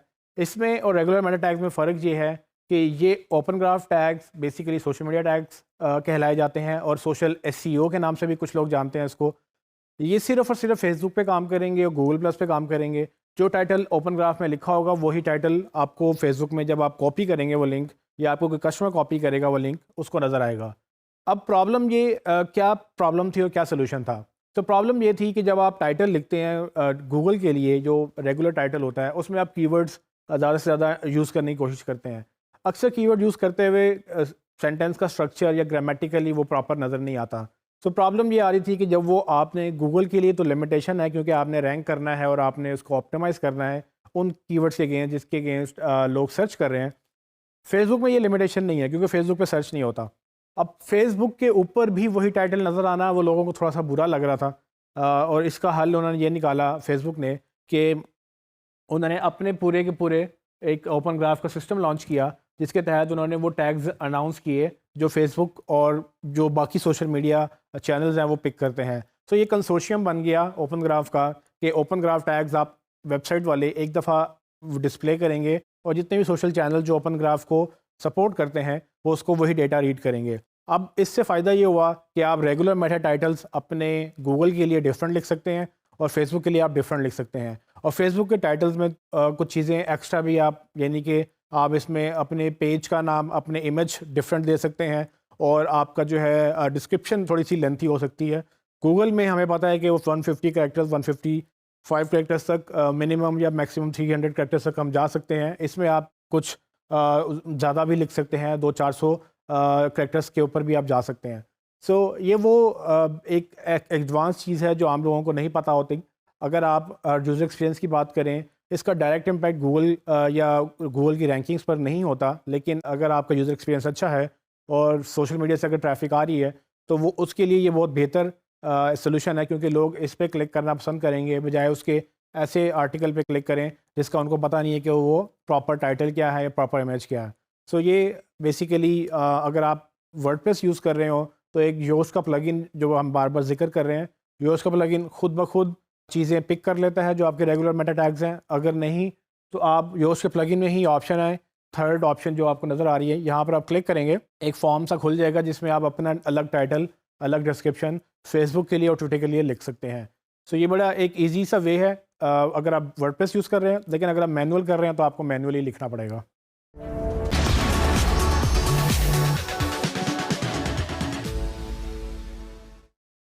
ट्विटर कार्ड्स या ट्विटर टैग्स ये ओपन ग्राफ और जो मेटा टैग्स हैं उनकी तरह ट्विटर ने अपना सिस्टम लॉन्च किया है और ट्विटर पे जब भी आपको लिंक शेयर करें तो आपको इस तरह से उसका एक इमेज, उसका एक टाइटल और उसकी बाकी डिटेल्स भी नज़र आती हैं। अब ट्विटर ने ये डिटेल्स पिक करनी होती हैं वेबसाइट के ऊपर, और अगर आप ट्विटर कार्ड नहीं डालेंगे तो प्रॉब्लम ट्विटर के लिए ये है कि उसको वो चीज़ें मिलेंगी नहीं। सो लोग क्या करते हैं, ट्विटर ने बेसिकली सिस्टम लॉन्च किया और लोगों को सहूलत दी कि आप अपनी वेबसाइट जब लॉन्च करें और आप चाहते हैं कि एक सर्टेन इमेज ट्विटर के ऊपर जाए, और जो कि अगर आपके 5, 10, 50 इमेजेस आपके एक ही वेबसाइट के ऊपर हैं तो कौन सा इमेज ट्विटर के ऊपर जाना चाहिए। ओपन ग्राफ में भी यही प्रॉब्लम था, वही प्रॉब्लम ट्विटर में भी ट्विटर वालों को नज़र आया। उन्होंने कहा कि जी इसको हम ट्विटर कार्ड्स के थ्रू हैंडल करेंगे।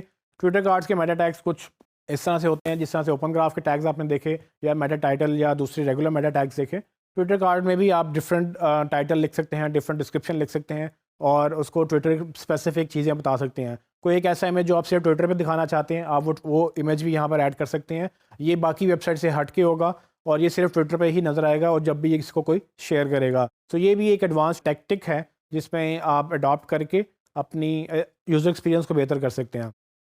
अगर आपने वर्डप्रेस यूज़ किया है तो वर्डप्रेस के ऊपर आप योस्ट का प्लगइन यूज़ करके जहाँ फेसबुक के आप ओपन ग्राफ टैग्स डाल रहे थे वहीं पर आप ट्विटर के कार्ड के भी टैग्स डाल सकते हैं। यहाँ पर आप उसका टाइटल, उसकी डिस्क्रिप्शन, और अगर आपने इमेज डिफरेंट देना है तो यहाँ पर आप एक सेपरेट इमेज स्पेसिफिकली ट्विटर के लिए अपलोड कर सकते हैं।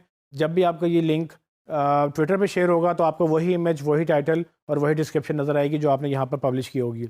अगर आप रेगुलर वेबसाइट यूज़ कर रहे हैं जिसमें CMS नहीं है, वर्डप्रेस नहीं है और उसका कोई प्लगइन नहीं है तो आपको ये मैनुअली लिखना पड़ेगा, और इसके लिए जैसे आप बाकी टाइटल्स लिखते हैं, मेटा टाइटल्स वगैरह, उसी तरह से आप ओपन ग्राफ या ट्विटर कार्ड्स भी लिखेंगे।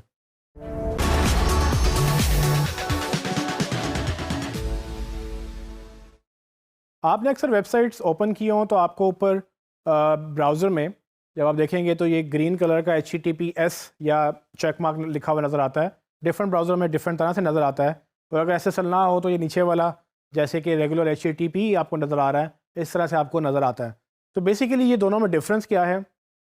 इन दोनों में डिफरेंस ये है कि आम जो HTTP है ये बेसिकली हाइपरटेक्स्ट ट्रांसपोर्ट प्रोटोकॉल, जो प्रोटोकॉल जिसके ऊपर पूरा इंटरनेट चलता है, ये सिक्योर नहीं है। जब आप इसके ऊपर एक SSL सर्टिफिकेट के नाम से इंस्टॉलेशन करते हैं एक सर्टिफिकेट की, वो इसको सिक्योर बना देता है और इसके तहत जब वो SSL इंस्टॉल हो जाता है तो आप HTTPS यानी कि सिक्योर हाइपरटेक्स्ट ट्रांसपोर्ट प्रोटोकॉल आप यूज़ कर सकते हैं वेबसाइट को एक्सेस करने के लिए। SSL होने और ना होने से फ़र्क क्या पड़ता है? पहली बात, पूरी दुनिया में जो इंटरनेट है वो पब्लिक है। पब्लिक से मुराद ये कि आप जो भी कुछ टेक्स्ट लिखते हैं, कुछ भी आप करते हैं, पब्लिक इन्फॉर्मेशन सबको एक्सेसिबल होती है। सबसे मुराद सब सर्च इंजन्स भी हैं, सबसे मुराद वो हैकर्स वगैरह भी हैं जिनकी इंटेंशंस ठीक नहीं हो सकती। सो इसको अक्सर वेबसाइट्स को सिक्योर करना पड़ता है। नॉर्मली ये पहले यूज़ होता था सिर्फ उन वेबसाइट पे जहाँ पर आपने पेमेंट करनी होती थी या क्रेडिट कार्ड की इन्फॉर्मेशन डालनी होती थी। स्पेसिफिकली सिर्फ उसी जो है URL के ऊपर आपको SSL या HTTPS नज़र आता था। लेकिन वक्त के साथ साथ सिक्योरिटी की अहमियत बढ़ती गई और गूगल ने भी लोगों को कहना शुरू किया कि आप SSL इंस्टॉल करें ताकि आपकी जो भी कम्युनिकेशन है आपके वेबसाइट की और यूज़र की, ये दोनों ये इसके बीच में कोई हिंड्रेंस ना हो, ये टोटल सिक्योर होनी चाहिए।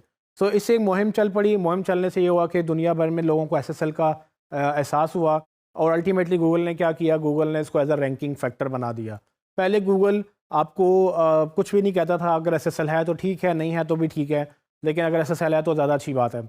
लेकिन अब उसने इसको एज अ पेनल्टी और एज अ रैंकिंग फैक्टर भी डाल दिया है। तो रैंकिंग फैक्टर का मतलब ये क्या है कि अगर आप SSL इंस्टॉल करेंगे तो आपकी वेबसाइट सिक्योर नज़र आएगी और आपकी वेबसाइट ऊपर रैंक करेगी बाकी वेबसाइट से जो कि SSL इंस्टॉल नहीं करेंगी।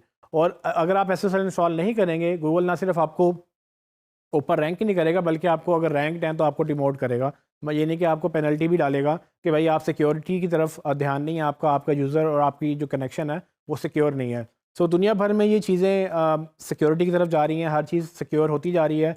स्पेशली अगर आप ईमेल या दूसरी कोई भी ऐसी वेबसाइट्स यूज़ करते हैं जहाँ पर आपको लॉगिन करना पड़ता है, वहाँ सिक्योरिटी इंतहाई जो ज़रूरी होती है। लेकिन अब पब्लिक वेबसाइट्स के लिए भी रिकमेंड किया जाता है कि आप SSL इंस्टॉल करें। इसके एक और कदम गूगल ने आगे चल के ये किया कि अगर आपने SSL इंस्टॉल नहीं किया तो गूगल का जो ब्राउज़र क्रोम ब्राउज़र है उसमें पहले जब आप SSL इंस्टॉल नहीं करते थे तो आपको रेगुलर HTTP नज़र आता था।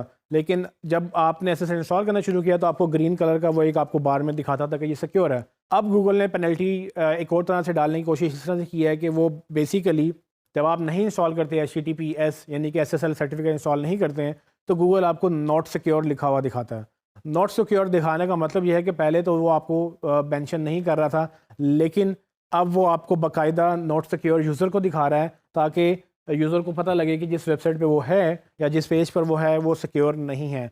ये एक साइकोलॉजी का फैक्टर भी बन गया है कि लोगों को लगेगा कि हाँ भाई ये तो वेबसाइट सिक्योर ही नहीं है, इनको सिक्योरिटी की परवाह नहीं है। और एक ब्रांडिंग पर्सपेक्टिव से भी वो आपको एक मसला होगा कि अब क्रोम ब्राउज़र की जो लेटेस्ट वर्जन है उसमें आपको नॉट सिक्योर लिखा हुआ नज़र आएगा। सो आप SSL इंस्टॉल करके ना सिर्फ यूज़र एक्सपीरियंस बेहतर करेंगे बल्कि आप अपनी रैंकिंग्स भी बेहतर करेंगे। गूगल आपको रिवार्ड करेगा, आपकी रैंकिंग्स अप करेगा और आप कंपैरेटिवली SEO बेहतर कर सकेंगे। SSL में बेसिकली 3 मेन चीज़ें मैटर करती हैं। उसमें एन्क्रिप्शन है, डेटा इंटीग्रिटी है, ऑथेंटिकेशन है। ये सारी टेक्निकल चीज़ें हैं। ये गूगल इन सब चीज़ों को देखता है कि SSL होने से आपकी ये चीज़ें बेहतर होती हैं। अगर आपकी एन्क्रिप्शन नहीं ठीक, अगर आपकी डेटा इंटीग्रिटी ठीक नहीं है और ऑथेंटिकेशन नहीं है, गूगल समझता है कि आप सीरियस नहीं हैं और आप अपनी यूज़र को सीरियस नहीं ले रहे हैं, तो वो आपको डिमोट करने की कोशिश करेगा।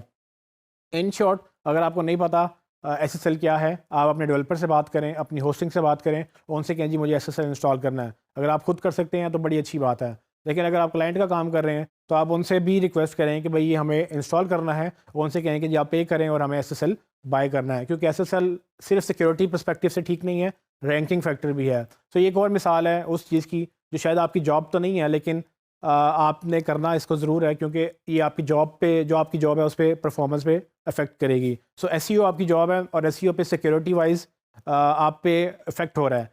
तो आपको अगर लगता है कि आप IT के बंदे नहीं हैं लेकिन फिर भी आपको ये क्यों करना है, तो आपको इसलिए करना है कि आपकी SEO हर्ट हो रही है। SEO को बेहतर करने के लिए आपको IT वालों से भी बात करनी पड़ेगी, क्लाइंट को कन्विंस करना पड़ेगा कि हमें SSL क्यों चाहिए। तो इसके काफ़ी आपको नेट पे रीजंस मिल जाएंगे, काफ़ी आर्टिकल्स मिल जाएंगे जो आप क्लाइंट को दिखा सकते हैं या अपने बॉस को दिखा सकते हैं कि भाई ये देखें ये सब लोग रिकमेंड कर रहे हैं। गूगल ने अपनी पूरी पूरी एक हेल्प सेक्शन बनाया हुआ जिसमें आप जाकर बाकायदा पढ़ सकते हैं इसके बारे में कि क्यों SSL ज़रूरी है।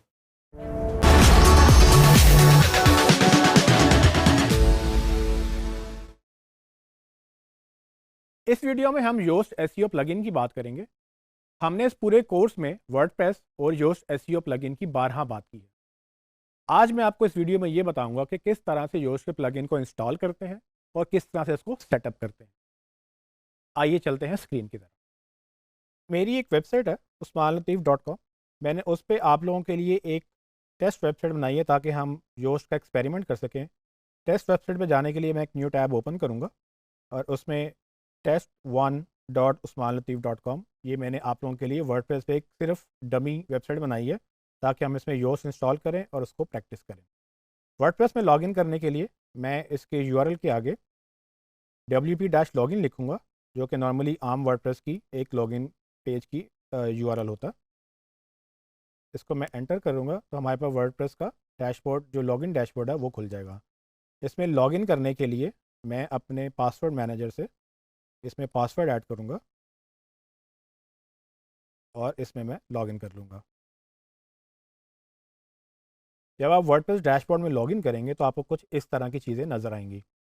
इसमें हमने क्या करना है कि हमने प्लगइन में जाना है। प्लगइन में जाते हैं, इंस्टॉल प्लगइन में देखते हैं हमारे पास यहाँ पर 2 प्लगइन इंस्टॉल्ड हैं, एलिमेंटर प्रो। ये मैंने वेबसाइट बनाने के लिए यूज़ किए हैं। मैं आपके लिए ऐड न्यू करूँगा ताकि हम योस्ट का प्लगइन जो है वर्डप्रेस की डायरेक्टरी में से निकालें और उसको ऐड करें। यहाँ जाएंगे जब आप ऐड न्यू पे तो योस्ट यहाँ पर सर्च कर लें। जब आप योस्ट लिखेंगे तो आपके पास रिजल्ट्स में योस्ट SEO पहला रिजल्ट आ जाएगा। मेक श्योर कर लें कि इसका नाम योस्ट SEO है और ये टीम योस्ट ने बनाया है और इसके 5 मिलियन से ज़्यादा एक्टिव इंस्टॉलेशंस हैं। ये वाला प्लगइन हमने इंस्टॉल करना है। इसको इंस्टॉल करते हैं। ये वर्डप्रेस प्लगइन जो है इंस्टॉल हो चुका है।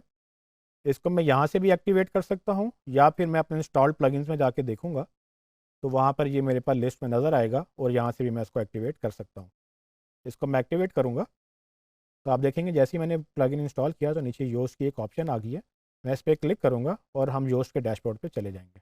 जब आप योस्ट के डैशबोर्ड पे जाएंगे तो आपको यहाँ पर मल्टीपल चीज़ें नज़र आएंगी। तो मैं 1 बाय 1 कोशिश करूँगा कि सेक्शन में आपको समझा दूँ कि सारी ऑप्शंस क्या हैं और सारी ऑप्शंस को यूज़ कैसे करना है। अच्छा, पहले तो देखें आप ऊपर एक नोटिस आ रहा है जहाँ पर योस्ट कह रहा है कि आप बेसिक जो कॉन्फ़िगरेशन है उसको एक वर्कफ्लो के तहत सेटअप कर लें। मैं इसको यहाँ से नहीं करूँगा तो इस नोटिस को मैं डिसेबल करूँगा। ये जो मेन डैशबोर्ड है इसमें जो भी गूगल योस्ट को कोई प्रॉब्लम मिलेगी तो वो आपको यहाँ पर दिखाएगा कि क्या क्या प्रॉब्लम उसने आइडेंटिफाई की हैं। अगर यहाँ कोई प्रॉब्लम नहीं है तो अच्छी बात है, अगर कोई प्रॉब्लम है तो उसको पढ़ें, उसको एड्रेस करें। नोटिफिकेशन में वो आपको यहाँ पर अपनी नोटिफिकेशन दिखाएगा, इसको भी पढ़ें। अगर आपको लगे कि ये नोटिफिकेशन आपको नहीं चाहिए तो आप इसको यहाँ से हाइड भी कर सकते हैं। उसके बाद नीचे योस्ट का चूँकि हमने फ्री प्लगइन यूज़ किया है तो वो जगह जगह अपनी ब्रांडिंग कर रहा है ताकि आप योस्ट का पेड वर्जन खरीदें। उसमें आप योस्ट को प्रीमियम वर्जन लेना हो तो आप यहाँ से या साइट से क्लिक कर सकते हैं। बहुत सारे फीचर्स इसमें फ्री हैं लेकिन बहुत सारे पेड भी हैं। तो जो पेड फीचर्स हैं उसको हम इग्नोर करेंगे, जितने फ्री फीचर्स हैं वो मैं आपको सब बताऊँगा।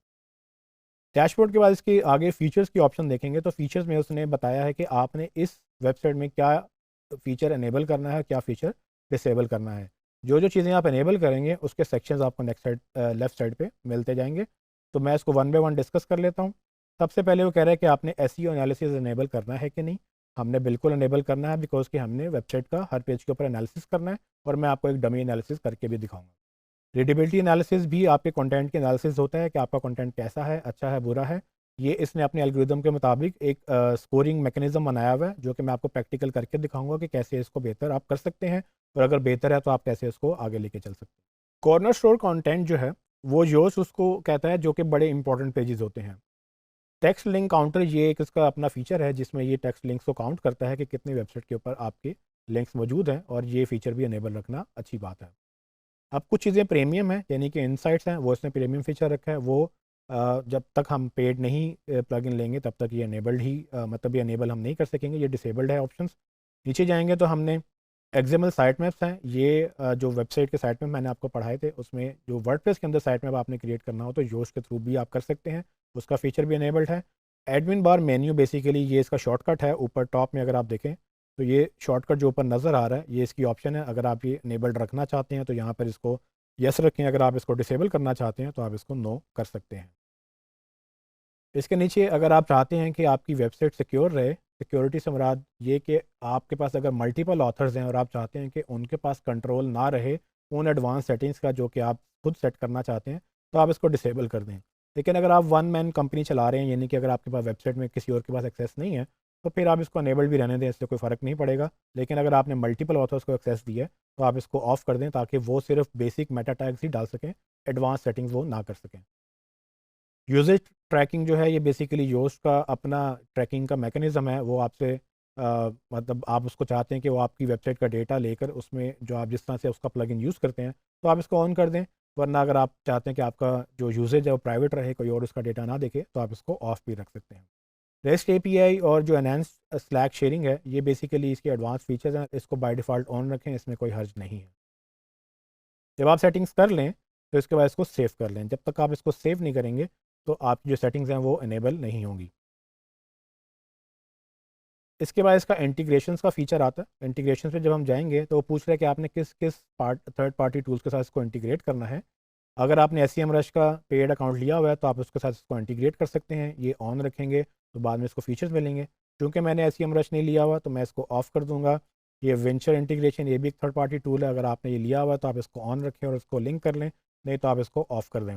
राइट की इंटीग्रेशन अगर आप चाहते हैं कि आप ऑन रखें तो आपके पास अकाउंट होना चाहिए, अगर नहीं है तो आप इसको भी ऑफ़ कर सकते हैं। बाकी ज़ेपियर और एल्गोलिया जो है ये दो एडवांस फीचर्स में इन्होंने प्रीमियम रखा हुआ है, ये बाय डिफ़ॉल्ट ऑफ हैं। अगर आप इसको चाहते हैं कि आप ये यूज़ करें और इंटीग्रेट करें तो आपको पेड योस्ट लेना पड़ेगा। इसको मैं सेव कर लेता हूँ।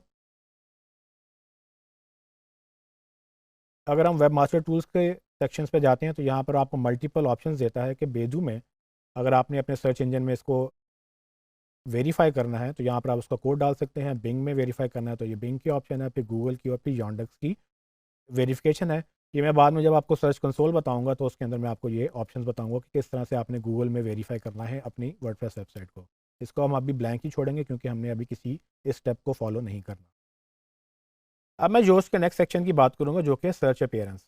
ये इसका मेन सेक्शन है। इसमें आपको काफ़ी टैब्स मिलेंगे। मैं आपको क्विकली बताऊंगा कि हर टैब क्या करता है और आपने इसको कैसे सेटअप करना है। सबसे पहले आपको ये बताएगा कि जनरल जो सेपरेटर है वेबसाइट का वो आपने कौन सा रखना है। ये सेपरेटर आपके टाइटल में आप देखेंगे जब ऊपर टैब में आता है तो उसके बाद जो आपका यूआरएल जो नेम आता है टैब के अंदर उसमें ये सेपरेटर यहाँ पर काउंट होता है। तो इसको मैं अगर लेस से ये कोई भी और ऑप्शन ले लूँ, मैं इसको ये वाला वर्टिकल डैश ले लेता हूँ इसको, तो इसको हम सेव कर लेते हैं। वर्टिकल बार जो है इसको मैंने जब सेव किया यहाँ रिफ़्रेश किया तो आप देखेंगे कि जो मेरा सेपरेटर है ये यहाँ पर हर पेज के साथ चेंज हो गया है। इसी तरह से हम आगे कंटिन्यू करेंगे। होम पेज की सेटिंग वो कहता है कि होम पेज पे जाके एडिट करें, यानी कि अगर मैंने होम पेज के ऊपर ये मेटा टैग्स चेंज करने हैं यहाँ पर तो मैं यहाँ योस्ट की सेटिंग से नहीं कर सकता, मुझे वो होम पेज पे जाकर सेटअप करना पड़ेगा। मैं इसको यहाँ से क्लिक करके नए टैब में ओपन कर लेता हूँ। ये मुझे होम पेज पे ले जाएगा जिसको मैं एडिट करूँगा। आप देखेंगे जैसे ही आपका होम पेज लोड हुआ है तो आपको वर्डप्रेस में एडिटर नज़र आएगा। उस एडिटर के नीचे ये योस्ट की जो सेक्शन है ये भी इनेबल्ड हो गए हैं। इसके अंदर अगर मैंने होम पेज एडिट करना है तो मैं यहाँ पर जो एसईओ टाइटल है इसका ये जो सेक्शन है यहाँ पर मैं इसको चेंजेस करूँगा। इसमें ये जो आपको ये पर्पल किस्म के ये जो ऑप्शन नज़र आ रही हैं ये वेरिएबल्स हैं जो कि डायनामिकली पिक करता है। यानी कि टाइटल है तो ये पेज का टाइटल है, ये पेज है तो पेज नंबर बताएगा, पेज नंबर 1 है 2 है 3 है, अगर आपने एक पेज मल्टीपल सेक्शन में डिवाइड किया है। ये वही सेपरेटर है जो मैंने पहले ऑप्शन में सेलेक्ट किया था, और ये फिर साइट का टाइटल यानी कि आपकी वेबसाइट का नाम। तो इसमें मैं बाकी चीज़ें सेम रहने दूंगा लेकिन अपने जो पेज का टाइटल है उसको मैं एडिट कर लूँगा। ठीक है, फॉर एग्जांपल मैं पेज डिलीट कर देता हूँ और टाइटल डिलीट कर देता हूँ, और मैं इसका आप देखेंगे ऊपर जब आप ये लिख रहे होंगे तो ऊपर आपको प्रीव्यू दिखाएगा कि गूगल में आपका ये पेज का मेटा टैग्स हैं कैसे नज़र आएंगे। तो लेट्स से मैं ये कहता हूँ कि जी digi skills test SEO page, for example आपने कोई भी नाम रखना है, यहाँ पर आपका कोर्स जो मेटा टाइटल है वो यहाँ पर आएगा। जैसे आप इसको लिखेंगे ऊपर आप देखते जाएंगे कि प्रीव्यू कैसे हो रहा है, ये लाइव आपको कैसे नज़र आएगा। ये मोबाइल का प्रीव्यू है, ये साथ ही डेस्कटॉप का प्रीव्यू भी है। तो डेस्कटॉप में आपकी वेबसाइट में गूगल में जब ये रिजल्ट आएगा तो कुछ इस तरह से आएगा, जब मोबाइल में आएगा तो कुछ इस तरह से आएगा। नीचे आप इसको सेपरेटर को और साइट टाइटल को वेरिएबल रहने दें ताकि जो आपका जो बाय डिफ़ॉल्ट पूरी वेबसाइट का नाम है, जैसे उस्मान लतीफ़ मैंने WP टेस्ट रखा है तो वो यहाँ पर वही रिपीट होगा। इससे फ़ायदा ये होगा कि अगर आपने 1000 या 10,000 पेजेस बना लिए हैं, तो जब भी आप अपनी वेबसाइट का नाम चेंज करेंगे तो ये वेरिएबल जो है वो ही वेबसाइट का नाम उठा लेगा और पूरी पेजेस पे चेंज हो जाएगा। अगर आप इसको कस्टम करेंगे डिलीट करके, तो आपको हर पेज पे जाके मैन्युअली इसको एडिट करना पड़ेगा, विच इज़ नॉट गुड। तो वेरिएबल ठीक है, सेपरेटर और ये वेरिएबल रहने दें ताकि ये बाय डिफ़ॉल्ट जनरल सेटिंग से ही इसको पिक कर लें। तो इस पे मैं बाद में डिटेल में आऊँगा, लेकिन वापस जाते हैं अपने हम इस सेक्शन के ऊपर जो हम योस्ट की जो डिफ़ॉल्ट सेटिंग्स हम चेक कर रहे थे। आप होम पेज के ये जो सेक्शन है, ये होम पेज का जब हम मेटा टैग्स फाइनल कर लेंगे, तो आप इसको सेव कर लेंगे वहाँ पर, तो ये वहीं से उठा लेगा। नीचे जाएँ तो ये नॉलेज ग्राफ और स्कीमा, ये मैंने आपको डिटेल में बताया हुआ। वो पूछ रहा है कि आप इस वेबसाइट को एक पर्सन के साथ एसोसिएट करना चाहते हैं या एक ऑर्गेनाइजेशन के साथ एसोसिएट करना चाहते हैं। क्योंकि हम डिजी स्किल्स की बात कर रहे हैं, तो हम यहाँ पर लेट्स से इसको ऑर्गेनाइजेशन रखते हैं और नीचे वो कह रहा है कि इसका नाम बता दें। तो डिजी स्किल्स का नाम है यहाँ पर डिजी स्किल्स या डिजी स्किल डॉट पी के, मैं इसका नाम रख दूंगा। और वो कह रहा है कि इसका इस ऑर्गेनाइजेशन का लोगो बता दें मुझे। तो लोगो पे जब आप क्लिक करेंगे यहाँ पर, तो आपकी मीडिया लाइब्रेरी ओपन हो जाएगी वर्डप्रेस की, और यहाँ से जो भी आपने लोगो अपलोड किया होगा उसको आप सिलेक्ट करेंगे और आपका बाय डिफ़ॉल्ट लोगो सेट हो जाएगा पूरी वेबसाइट का। अब चूंकि मैंने इसको टेस्ट वेबसाइट में कोई लोगो अपलोड नहीं किया, तो मैं क्या करूँगा कि मेरे पास जो इमेज पड़ा हुआ है मैं उसी को एज अ लोगो उसको बता देता हूँ कि ये मेरा लोगो है। हालांकि ये नहीं है, लेकिन सिर्फ एग्जांपल के लिए आपको दिखा रहा हूँ कैसे आपने इमेज सेट करना है। और ये गूगल को अब ये पता लगेगा कि जब भी ये वेबसाइट हमने रैंक करनी है, तो ये लोगो जो है, जो नॉलेज ग्राफ का मैंने पूरा सेक्शन आपको पढ़ाया हुआ है, तो उसमें ये लोगो नज़र आएगा। तो आपने एक्चुअल अपना लोगो यूज़ करना है। और आप जब नीचे जाएंगे तो उसको यहाँ पर ऑप्शन ख़त्म हो गई हैं, यहाँ इसको सेव कर लें, तो ये सेटिंग्स आपकी यहाँ पर सेव होगी। ये पहले जनरल सेटिंग्स हमने ख़त्म कर ली हैं। अब मैं सेकंड टैब पे जाता हूँ, वो है कंटेंट टाइप्स। अब ये कंटेंट टाइप्स क्या होती हैं? हमारे यहाँ इस वक्त दो तरह के कंटेंट टाइप्स मौजूद हैं मेनली, जो कि पोस्ट हैं और पेजेस हैं। क्योंकि मैंने एलिमेंटर इंस्टॉल किया, तो एलिमेंटर के अंदर एक लैंडिंग पेजेस का भी कंटेंट टाइप मिलेगा इसको। और उसके बाद जो है जैसे ये टेम्पलेट्स में जाएँ तो लैंडिंग पेजेस है, और इसके मल्टीपल टेम्पलेट्स के अपने वेरिएबल्स भी आते हैं। तो जितने भी कंटेंट टाइप्स आपकी वेबसाइट में मौजूद होंगे, वो आपको यहाँ नज़र आएंगे। तो इसको अगर मैं मिनिमाइज़ करूँ तो देखें, पोस्ट, पेजेस, लैंडिंग पेजेस और माई टेम्पलेट्स, ये 4 कंटेंट टाइप्स मिल रहे हैं। अब आपने डिसाइड करना है कि इनमें से कौन से कंटेंट टाइप्स गूगल में नज़र आने चाहिए और कौन से नहीं नज़र आने चाहिए। तो पहले मैं पोस्ट, जो मेरी ब्लॉग पोस्ट है, ये तो मैं डेफिनेटली गूगल में चाहता हूँ, तो इसको मैं सेलेक्ट करूँगा। वो कह रहा है कि क्या मैं गूगल में इसको दिखाऊँ या ना दिखाऊँ। तो मैंने इसको बाय डिफ़ॉल्ट ऑन रखना है अगर मैंने इसको दिखाना है। और क्या मैं इस पोस्ट सेटिंग्स के ऊपर मैं एडिटर में उसकी सेटिंग्स दिखाऊँ या ना दिखाऊँ। तो जैसे मैंने होम पेज में आपको ये दिखाया था, ये वाली एडिटर, ये बेसिकली यहाँ से ऑन या ऑफ होगा। तो अगर आप चाहते हैं कि पोस्ट के नीचे आप ये एडिटर देखें, तो आप इस सेटिंग्स को ऑन रखेंगे। अगर आप चाहते हैं कि यहाँ पर एडिटर के नीचे ना नज़र आए, जो कि ऑफ कोर्स एक हम नहीं चाहते, तो हम इसको ऑफ भी कर सकते हैं, बट क्योंकि आपने एसईओ करनी है हर पेज की, तो इसको ऑन रखना ज़रूरी है।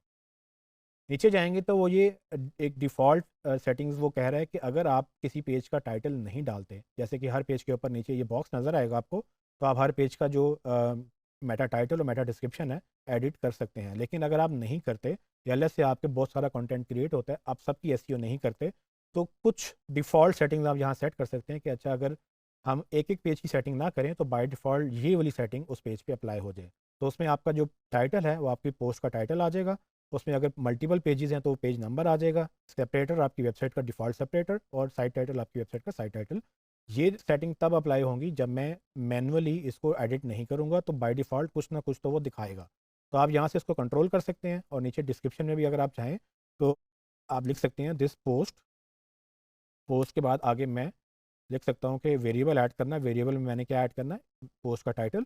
तो दिस पोस्ट, आगे यहाँ पर मैं कॉमा लगाता हूँ, और टाइटल के बाद मैं फिर कॉमा लगाता हूँ, इज़ क्रिएटेड बाय, आगे हम इसको वेबसाइट का नाम दे सकते हैं, साइट टाइटल। ठीक है।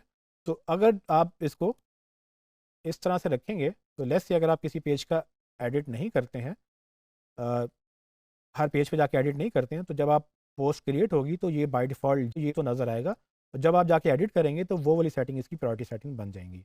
इसको मैं सेव कर लेता हूँ। जो चीज़ आपने करनी है उसको साथ साथ सेव करते जाना, ताकि ये सेटिंग लॉस्ट ना हो जाए। तो मैंने अभी तक इतनी चेंजेस किए हैं, इसको सेव कर लेता हूँ। जब मैं आपको पोस्ट की एडिटिंग बताऊँगा तो उसमें दिखाऊँगा कि ये वाली सेटिंग कहाँ अप्लाई हो रही है। स्कीमा की सेटिंग मैंने आपको बड़ी डिटेल में पढ़ाया हुआ है। उसकी योस्ट में कुछ बेसिक सेटिंग मौजूद हैं कि स्कीमा आप योस्ट में क्या कर सकते हैं। बाय डिफ़ॉल्ट वो पूछ रहे हैं कि आपने वेब पेजेस को क्या बताना है और आर्टिकल्स को क्या बताना है। तो जो मेरी पोस्ट है वो आर्टिकल्स हैं, और जो मेरे पेजेस हैं वो डिफ़ॉल्ट पेजेस हैं। तो मैं डिफ़ॉल्ट सेटिंग इनको दे सकता हूँ कि लेट्स से वेब पेज को मैं वेब पेज ही बताना चाहता हूँ, लेकिन उसमें ऑप्शन है मेरे पास कि मैं मल्टीपल इसको आइटम्स आइडेंटिफाई कर सकता हूँ। लेकिन चूंकि हम जनरल स्कीमा की बात कर रहे हैं तो वेब पेज को आप वेब पेज ही रखेंगे। हम बेसिक डिफ़ॉल्ट वेब पेजेस की सेटिंग यहीं पर यूज़ करेंगे और यहाँ पर आर्टिकल्स को हम बेसिक डिफ़ॉल्ट आर्टिकल ही बताएंगे। जो डिफ़ॉल्ट सेटिंग है इसको रहने दें। अभी तक मैंने सिर्फ पोस्ट की सेटिंग सेटअप की है। इसी तरह से मैं पेजेस की सेटिंग भी कर सकता हूँ और इसी तरह से मैं नीचे लैंडिंग पेजेस वगैरह कर सकता हूँ। लेकिन चूंकि लैंडिंग पेजेस नॉर्मली सिर्फ एड्स के लिए यूज़ किए जाते हैं तो मैं लैंडिंग पेजेस को डिसेबल करना चाहता हूँ कि ये गूगल में नज़र नहीं आएंगे। ना तो ये गूगल में नज़र आएंगे, ना ही मैं इसकी सेटिंग्स चाहता हूँ कि पेज के ऊपर जब मैं लैंडिंग पेज एडिट कर रहा हूँ तो योस्ट का जो सेक्शन है वो नज़र आए। तो आप इसको डिसेबल कर देंगे, मैंने ये भी नहीं रखना। और टेम्पलेट्स तो बेसिकली वेबसाइट डेवलपमेंट के लिए चाहिए होते हैं तो ये भी मैं डिसेबल कर दूंगा ताकि यहाँ पर भी मुझे ये योस्ट तंग ना करे। और मैं जब सेटिंग सारी कर लूँगा तो उसको सेव कर लूँगा।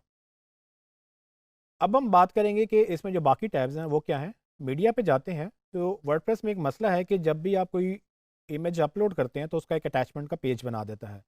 तो योस्ट या बाकी जो ऐसे प्लगइन्स हैं वो इसमें ये ऑप्शन देते हैं कि आप उसको रीडायरेक्ट कर लें, तो आपने इसको यस ही रखना है। टेक्सोनॉमीज़ पे आप जाएंगे तो बेसिकली जब आप पोस्ट क्रिएट करते हैं, जैसे मैं आपको पोस्ट दिखाता हूँ, यहाँ से अगर मैं पोस्ट में जाऊँ तो नीचे कैटेगरी और टैग्स भी होते हैं। तो ये टेक्सोनॉमीज़ कहलाती हैं वर्डप्रेस की ज़ुबान में, या इसको आर्काइव्स भी बोलते हैं। जब आप इनमें जाएंगे तो देखें यहाँ जो भी कैटेगरीज क्रिएट होंगी तो इनकी ऑप्शंस आप वहाँ से कर सकते हैं। तो योस्ट में जाएंगे और यहाँ पर इस टैब में टेक्सोनॉमीज़ में जो सेटिंग्स करनी है, अगर आपने इसको सर्च में दिखाना है तो यस करें, नहीं दिखाना तो ऑफ़ कर दें इसको। अगर आपने इसमें नीचे एडिटर में बॉक्स दिखाना है तो यस करें, नहीं करना तो आप इसको ऑफ़ कर दें। और इसकी अगर आपने डिफ़ॉल्ट टाइटल या डिफ़ॉल्ट डिस्क्रिप्शन रखनी है तो आप यहाँ से इसको सेटअप कर सकते हैं। और इसमें अगेन जो ओपन ग्राफ की चीज़ें हैं वो लॉक्ड हैं क्योंकि वो प्रीमियम फीचर्स हैं। और बाकी टैग्स और फॉर्मेट्स भी अगर आप चाहते हैं उसको मैन्युअली एडिट करें तो आप इसको यहाँ से ऑन या ऑफ़ कर सकते हैं। लोग नॉर्मली टैग्स को ऑफ़ कर देते हैं लेकिन कुछ लोग इसको ऑन भी रखते हैं, तो मैं इसको ऑन रखूँगा। मैंने कैटेगरीज़ को भी ऑन रखना है। और उसके बाद नीचे ये जो टेम्पलेट्स हैं ये मैं गूगल में नहीं चाहता तो ये हमें नहीं चाहिए, इसको हम ऑफ़ कर देंगे। तो इसके साथ ही मैं इसको सेव भी कर लूँगा। इसके बाद आता है आर्काइव्स। टेक्सोनॉमीज़ की तरह ये आर्काइव्स भी होती हैं लेकिन ये आर्काइव्स डिफरेंट हैं। ये डिफ़ॉल्ट आर्काइव्स हैं, मतलब कि अगर आप अपना यूज़र अकाउंट बनाते हैं तो वो आपको ऑथर कंसिडर करता है। अपने नाम से अगर आप पोस्ट पब्लिश करेंगे तो वो ऑथर आर्काइव्स कहलाती हैं। यानी कि आपके अपने जो पोस्ट है वो सारी एक जगह पे इकट्ठी होती हैं। अगर तो आप वन मेंबर पोस्ट चला रहे हैं या वेबसाइट चला रहे हैं तो आपकी ऑथर आर्काइव्स और आपकी जो रेगुलर आर्काइव्स हैं वो सेम ही होती हैं। तो इसको हम नॉर्मली ऑफ ही रखते हैं। और ये चूँकि डुप्लीकेट कंटेंट होता है, इसमें जो कंटेंट आ रहा होता है बाकी जगह पर भी कैटेगरीज़ में भी वही आ रहा होता है और आपके ब्लॉग पेजेस पे भी वही आ रहा होता है, तो लोग नॉर्मली इसको पसंद नहीं करते। और गूगल के लिए भी ये डुप्लीकेट कंटेंट में शुमार होता है। तो नॉर्मली लोग ऑथर को और डेट बेस्ड जो पोस्ट हैं इनको ऑफ ही रखते हैं ताकि एक ही कंटेंट मल्टीपल तरह से गूगल को ना मिले और डुप्लीकेशन ना हो। क्योंकि ये हमारी जो ये जो चीज़ें हैं ये एसईओ फ्रेंडली नहीं है। हमें डेट से हमारे कोई चीज़ें सर्च नहीं करेगा, हमारे नाम से कुछ चीज़ें सर्च नहीं करेगा। वो कीवर्ड से सर्च करते हैं, तो उसके लिए हम जो कैटेगरीज़ हैं, टैग्स हैं और जो रेगुलर पोस्ट हैं उसी को यूज़ करते हैं। तो ये इसको डिसेबल रखना ही मुनासिब है। वर्डप्रेस में सर्च पेजेस का जो टाइटल है और जो 404 पेजेस का टाइटल है यानी कि ब्रोकन पेज का टाइटल है, अगर वो चेंज करना हो तो आप यहाँ से योस्ट के प्लगइन से चेंज कर सकते हैं। बाय डिफ़ॉल्ट वर्डप्रेस में ये फीचर आपको नहीं मिलते। इसके बाद मैं इसको सेव कर लूँगा। फिर हम आ जाएंगे ब्रेड क्रम्स पे। ब्रेड क्रम्स की हमने काफ़ी डिटेल में आपसे पहले बात की हुई है, लेकिन अगर आप अपनी ऐसी ही थीम इंस्टॉल करें जो कि योस्ट के साथ कंपैटिबल होगी तो उसमें ब्रेड क्रम्स जो है यहाँ से फ़ीचर इनेबल हो जाएंगे। तो आपने मेक श्योर करना है कि थीम ऐसी हो जो योस्ट के ब्रेड क्रम्स के फ़ीचर को साथ उसको इनेबल्ड हो उसमें।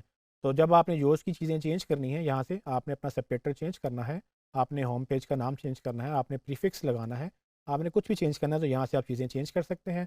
इसके बाद आप चाहते हैं कि आपका ब्लॉग पेज नज़र आए तो ऑन कर दें, अगर आप चाहते हैं ब्लॉग पेज ना नज़र आए तो उसको ऑफ़ कर दें। नॉर्मली लोग इसको ऑन रखते हैं।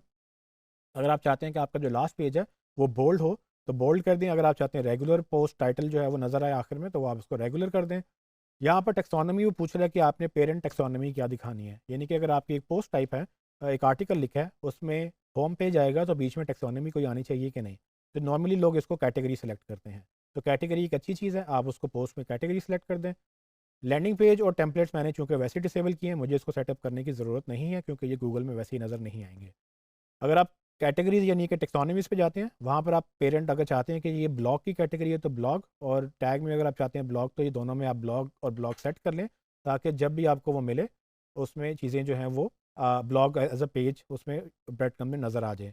याद रखिएगा ये सेटिंग तब अनेबल्ड होंगी जब आप कोई ऐसी थीम लगाएंगे जहाँ पर ये ब्रेड क्रम्ब्स का फीचर बाय डिफ़ॉल्ट उसके सिंक में होगा। अगर वो कंपैटिबिलिटी नहीं होगी तो ये मैन्युअली डेवलपर को करना होगा, ये आप नहीं कर सकेंगे।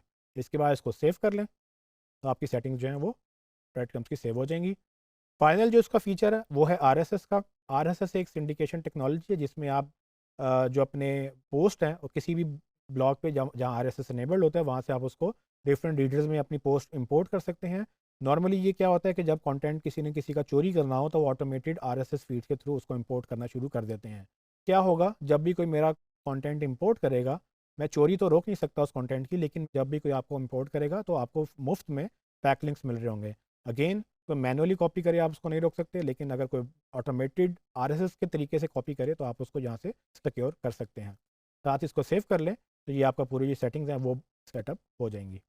अब हम बात करेंगे सोशल सेक्शन की। मैं सोशल पे जाता हूँ। जैसे मैंने आपको ओपन ग्राफ की चीज़ें बताई हुई हैं, ओपन ग्राफ की जो बाय डिफ़ॉल्ट सेटिंग्स हैं वो कहाँ से आती हैं, वो यहाँ से योस उसको इनेबल करता है। ये बहुत सारी प्रोफाइल्स की आपके पास URL की जगह मौजूद है। मैं इसमें आपको सिर्फ एक करके दिखाता हूँ कि जैसे मैंने अपना फेसबुक का पेज इसके साथ एसोसिएट करना है। मैं अपनी वेबसाइट पर जाता हूँ, यहाँ से मैं अपना फेसबुक का लिंक कॉपी करके यहाँ पर मैं इसको पेस्ट कर दूँगा। ठीक है, तो इसी तरह से आप ट्विटर, लिंक्डइन, इंस्टाग्राम जो जो आपकी प्रोफाइल्स हैं आप उसको पोस्ट करके सेव कर लें। इससे फ़ायदा क्या होगा, जब आप इसको सेव कर लेंगे, जब मैं आपको होम पेज पे जाऊंगा, यहाँ पर होम पेज को मैं रिफ़्रेश करता हूँ और इसकी सोर्स फाइल मैंने देखनी हो, मैं दोबारा से इसकी सोर्स फाइल ओपन करूँगा तो आप देखेंगे यहाँ पर मेरी जो एसोसिएशन है वो नीचे इधर दिखाएगा।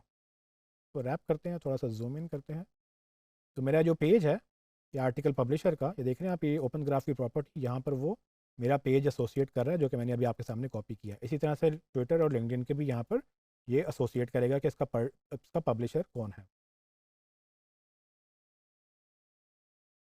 इसके साथ ही अगर आप फेसबुक पे जाते हैं, फेसबुक में देखेंगे वो कह रहा है कि आपने फेसबुक में ओपन ग्राफ सेटिंग्स इनेबल करनी है कि नहीं, तो बिल्कुल मैंने इनेबल करनी है, इसको डिसेबल करने का कोई जवाब नहीं बनता। वो ये कह रहा है कि आपने ओपन ग्राफ का कोई डिफ़ॉल्ट इमेज दिखाना है तो यहाँ पर दे दें। आप वैसे तो हर पेज का अलग से इमेज दे सकते हैं, लेकिन अगर आपको लगता है कि बहुत सारे आर्टिकल ऐसे जाते होंगे जहाँ पर डिफ़ॉल्ट इमेजेस नहीं होगा, स्पेशली उन वेबसाइट में जहाँ पर पहले से कंटेंट क्रिएट किया हुआ था और उसमें योस बाद में इंस्टॉल हुआ, तो आप एक डिफ़ॉल्ट अपना लोगो या एक इमेज बनवा के स्पेशली रख लें। मैं फिर से अपना लोगो वाला इमेज ही यूज़ कर रहा हूँ।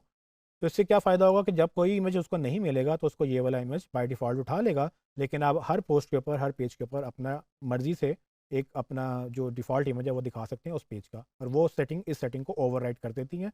वो नज़र आएगा, फिर ये नज़र नहीं आएगा। ट्विटर में भी सेम सेटिंग्स हैं, इसको भी इनेबल्ड रखना है।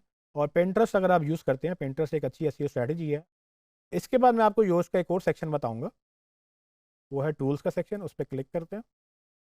टूल में आप जाएंगे तो यहाँ ये एडवांस सेटिंग्स हैं, और इसमें वो बाय डिफ़ॉल्ट आपको ज़्यादा चीज़ें नहीं दिखाता, क्योंकि वो चाहता है कि जिनको काम आता है सिर्फ वही करें।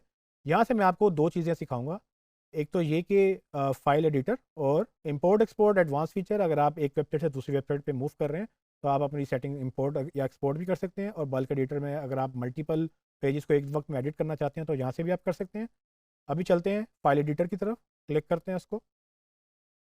तो आप देखिए कि उसने मेरी बाय डिफ़ॉल्ट जो HTXS फाइल है उसने यहाँ से पिक कर ली है। HTXS को आपने चेंज नहीं करना, ये बहुत एडवांस फीचर है, ये रीडायरेक्शन के लिए अक्सर यूज़ होता है।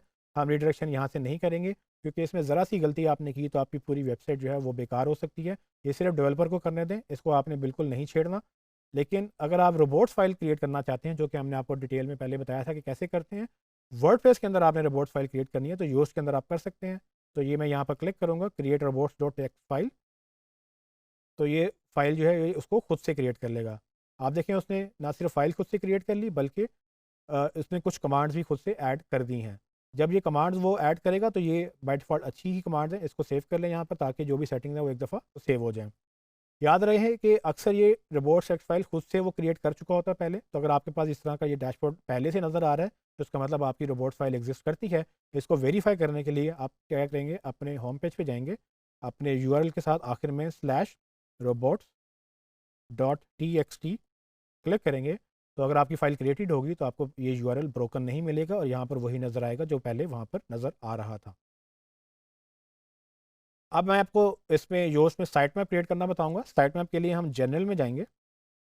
जनरल में यहाँ जो फीचर्स का सेक्शन था, फीचर्स के अंदर आपको याद है कि यहाँ पर मैंने साइट मैप का फीचर ऑन किया था, तो उसमें असल में ये कोई एडिटर आपको नहीं देता, उसमें ये क्वेश्चन मार्क का आप बटन क्लिक करेंगे तो आप जूम आउट करके देखें कि ये यहाँ पर कह रहा है कि साइट मैप देख लें, तो यहाँ पर एडिट करने की ऑप्शन नहीं देता, सिर्फ वो साइट मैप कहता है कि मैं बना रहा हूँ खुद से, ऑन करना है या ऑफ़ करना है बता दो।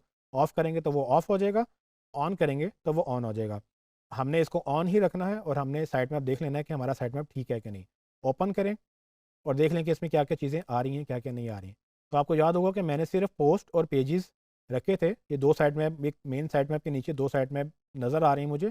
तो मैं यही चाहता था, अगर मेरे पास कोई और यहाँ पर नज़र आता साइट मैप, तो उसका मतलब वो फीचर इनेबल्ड था, तो मैं उसको वहाँ जाके उसको डिसेबल कर लेता, यानी कि कोई टेक्सोनॉमी या कोई आर्काइव वो हमें नहीं चाहिए था, हमने उसको वहाँ से डिसेबल किया, तो योस्ट ने खुद ही यहाँ से भी निकाल दिया। तो हम योस्ट में कुछ भी नहीं करते, साइट मैप खुद से क्रिएट होता है, बस आपने इस फीचर को ऑन करना है। आप पोस्ट वाले साइट मैप पे जाएंगे तो सारी पोस्ट आपकी यहाँ पर लिखी हुई नज़र आ रही होंगी, उसके आगे वो सारी इमेजेस और उसकी जो लास्ट मॉडिफाइड डेट है, जो भी फॉर्मेट्स हैं, वो खुद ही पिक करेगा। वापस जाते हैं तो पेज जितने मेरी वेबसाइट पे क्रिएटेड हैं, तो सारे पेजेस की, जिस तरह से ये होम पेज है और प्राइवेसी पॉलिसी का पेज है, दो पेज नज़र आ रहे हैं, उसके एडिटिंग टाइम नज़र आ रहा है, इमेजेस कितने हैं वो नज़र आ रहे हैं। तो ये गूगल के फॉर्मेट पे योस्ट ऑटोमेटिकली खुद से ही क्रिएट करता है। तो और यही तरीका है योस्ट का क्रिएट करने का, सिर्फ आप इसको ऑन करें और अपनी मर्जी के सेक्शन इनेबल या डिसेबल करें, वो खुद ही योस्ट में रिफ्लेक्ट हो जाएगा। जी, तो ट्रेनीज़ आपने देखा कि किस तरह से मैंने योस्ट को सेटअप किया।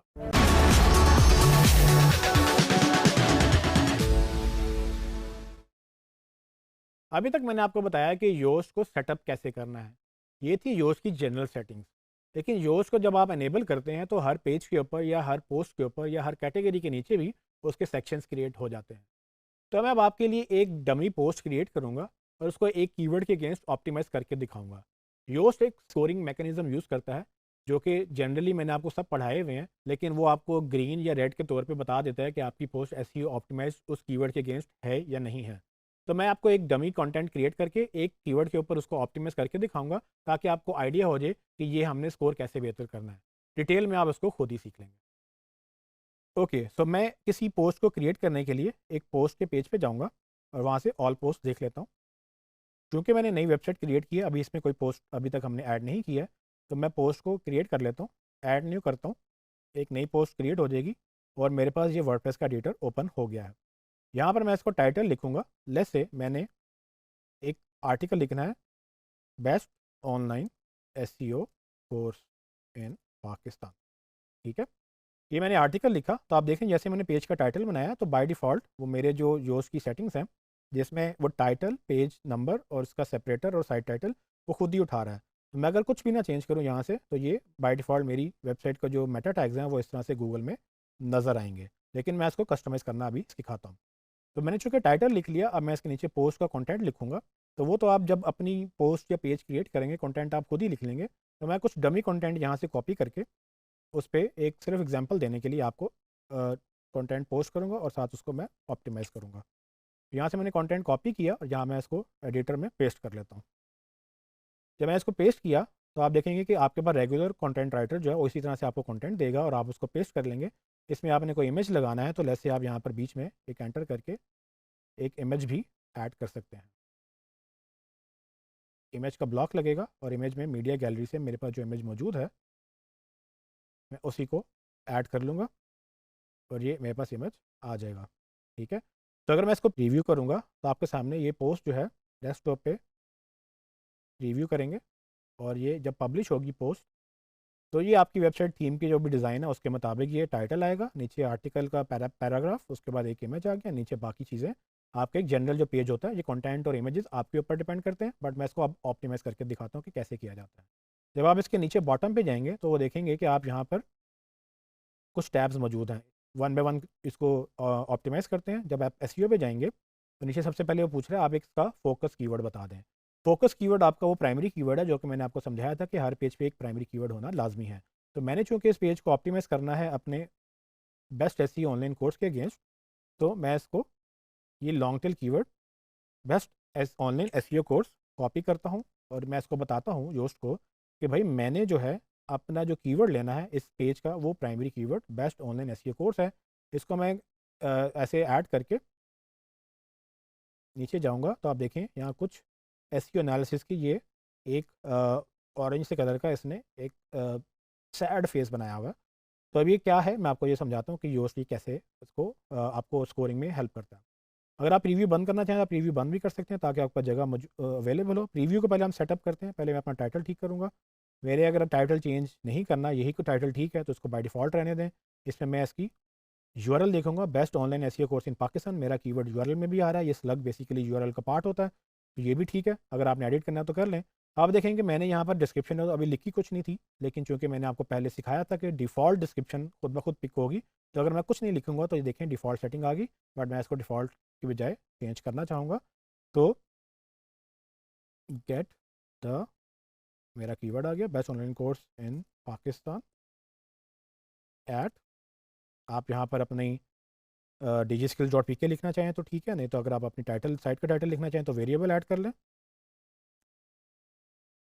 वी प्रोवाइड द बेस्ट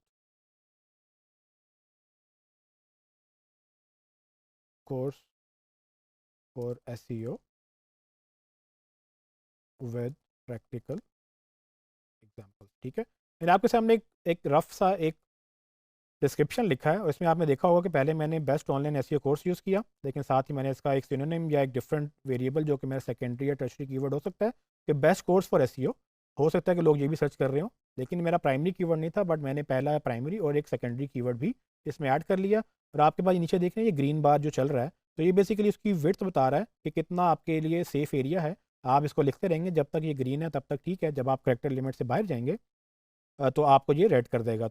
नीचे जाते हैं तो जब टाइटल और डिस्क्रिप्शन हो जाए तो बेशक आप इसको मिनिमाइज़ कर लें, लेकिन अब नीचे जो उसका दूसरा ये जो स्माइली फेसेस आ रहे हैं इसको हमने ग्रीन करना है। ये इसका स्कोरिंग मैकेनिज्म है कि अगर आपका कंटेंट की ऑप्टिमाइजेशन अच्छी होगी तो उसको ग्रीन कर देगा, अगर अच्छी नहीं होगी देखें ये रेड है, तो हमने इसको ग्रीन में लेके जाना है। पहले तो हम इसकी एसईओ एनालिसिस को देखते हैं। वो नीचे वो कह रहा है कि आपने इसके सिनोनिम डालने हैं, मल्टीपल कीवर्ड से आपने ऑप्टिमाइज़ करना है, तो ये प्रीमियम फीचर है। आप इसको क्लिक करेंगे तो आपको कहेगा कि प्रीमियम सब्सक्राइब करें, इसको आप अभी छोड़ दें। रिलेटेड कीवर्ड ऐड करनी है तो कहता है प्रीमियम सब्सक्राइब करें।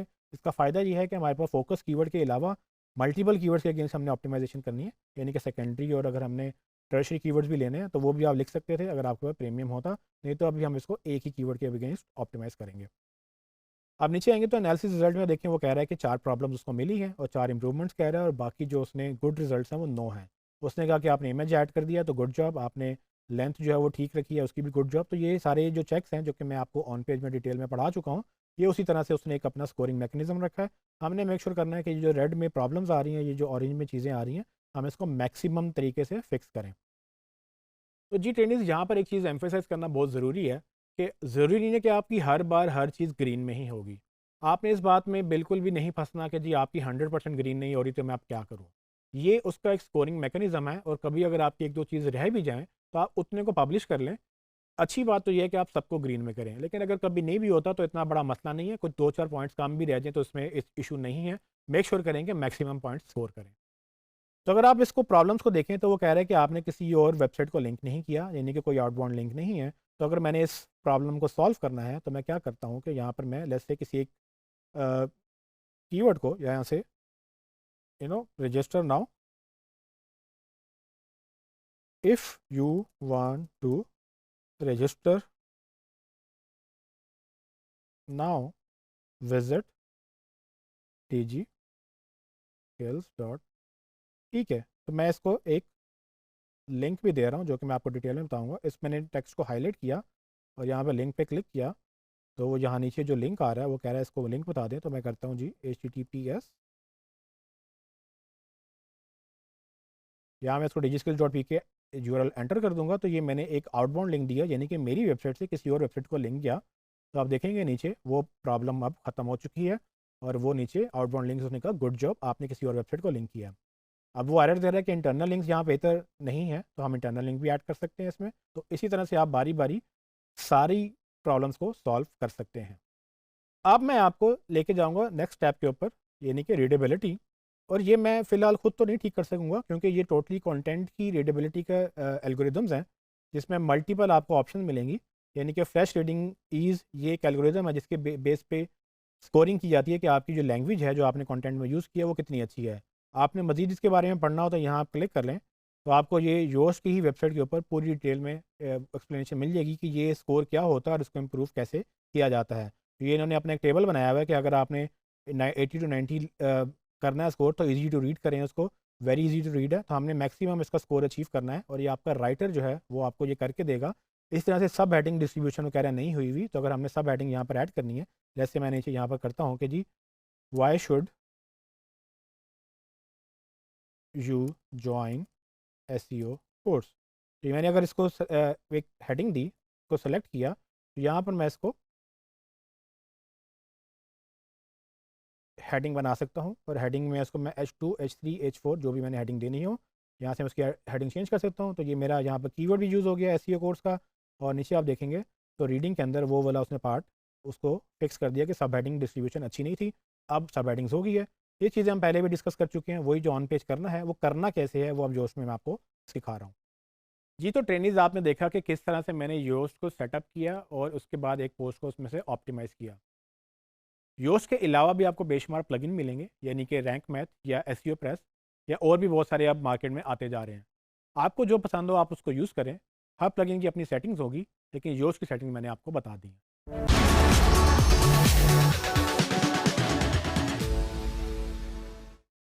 एक अंदाजे के मुताबिक रोज़ाना 2 मिलियन से ज़्यादा ब्लॉग पोस्ट पब्लिश होते हैं।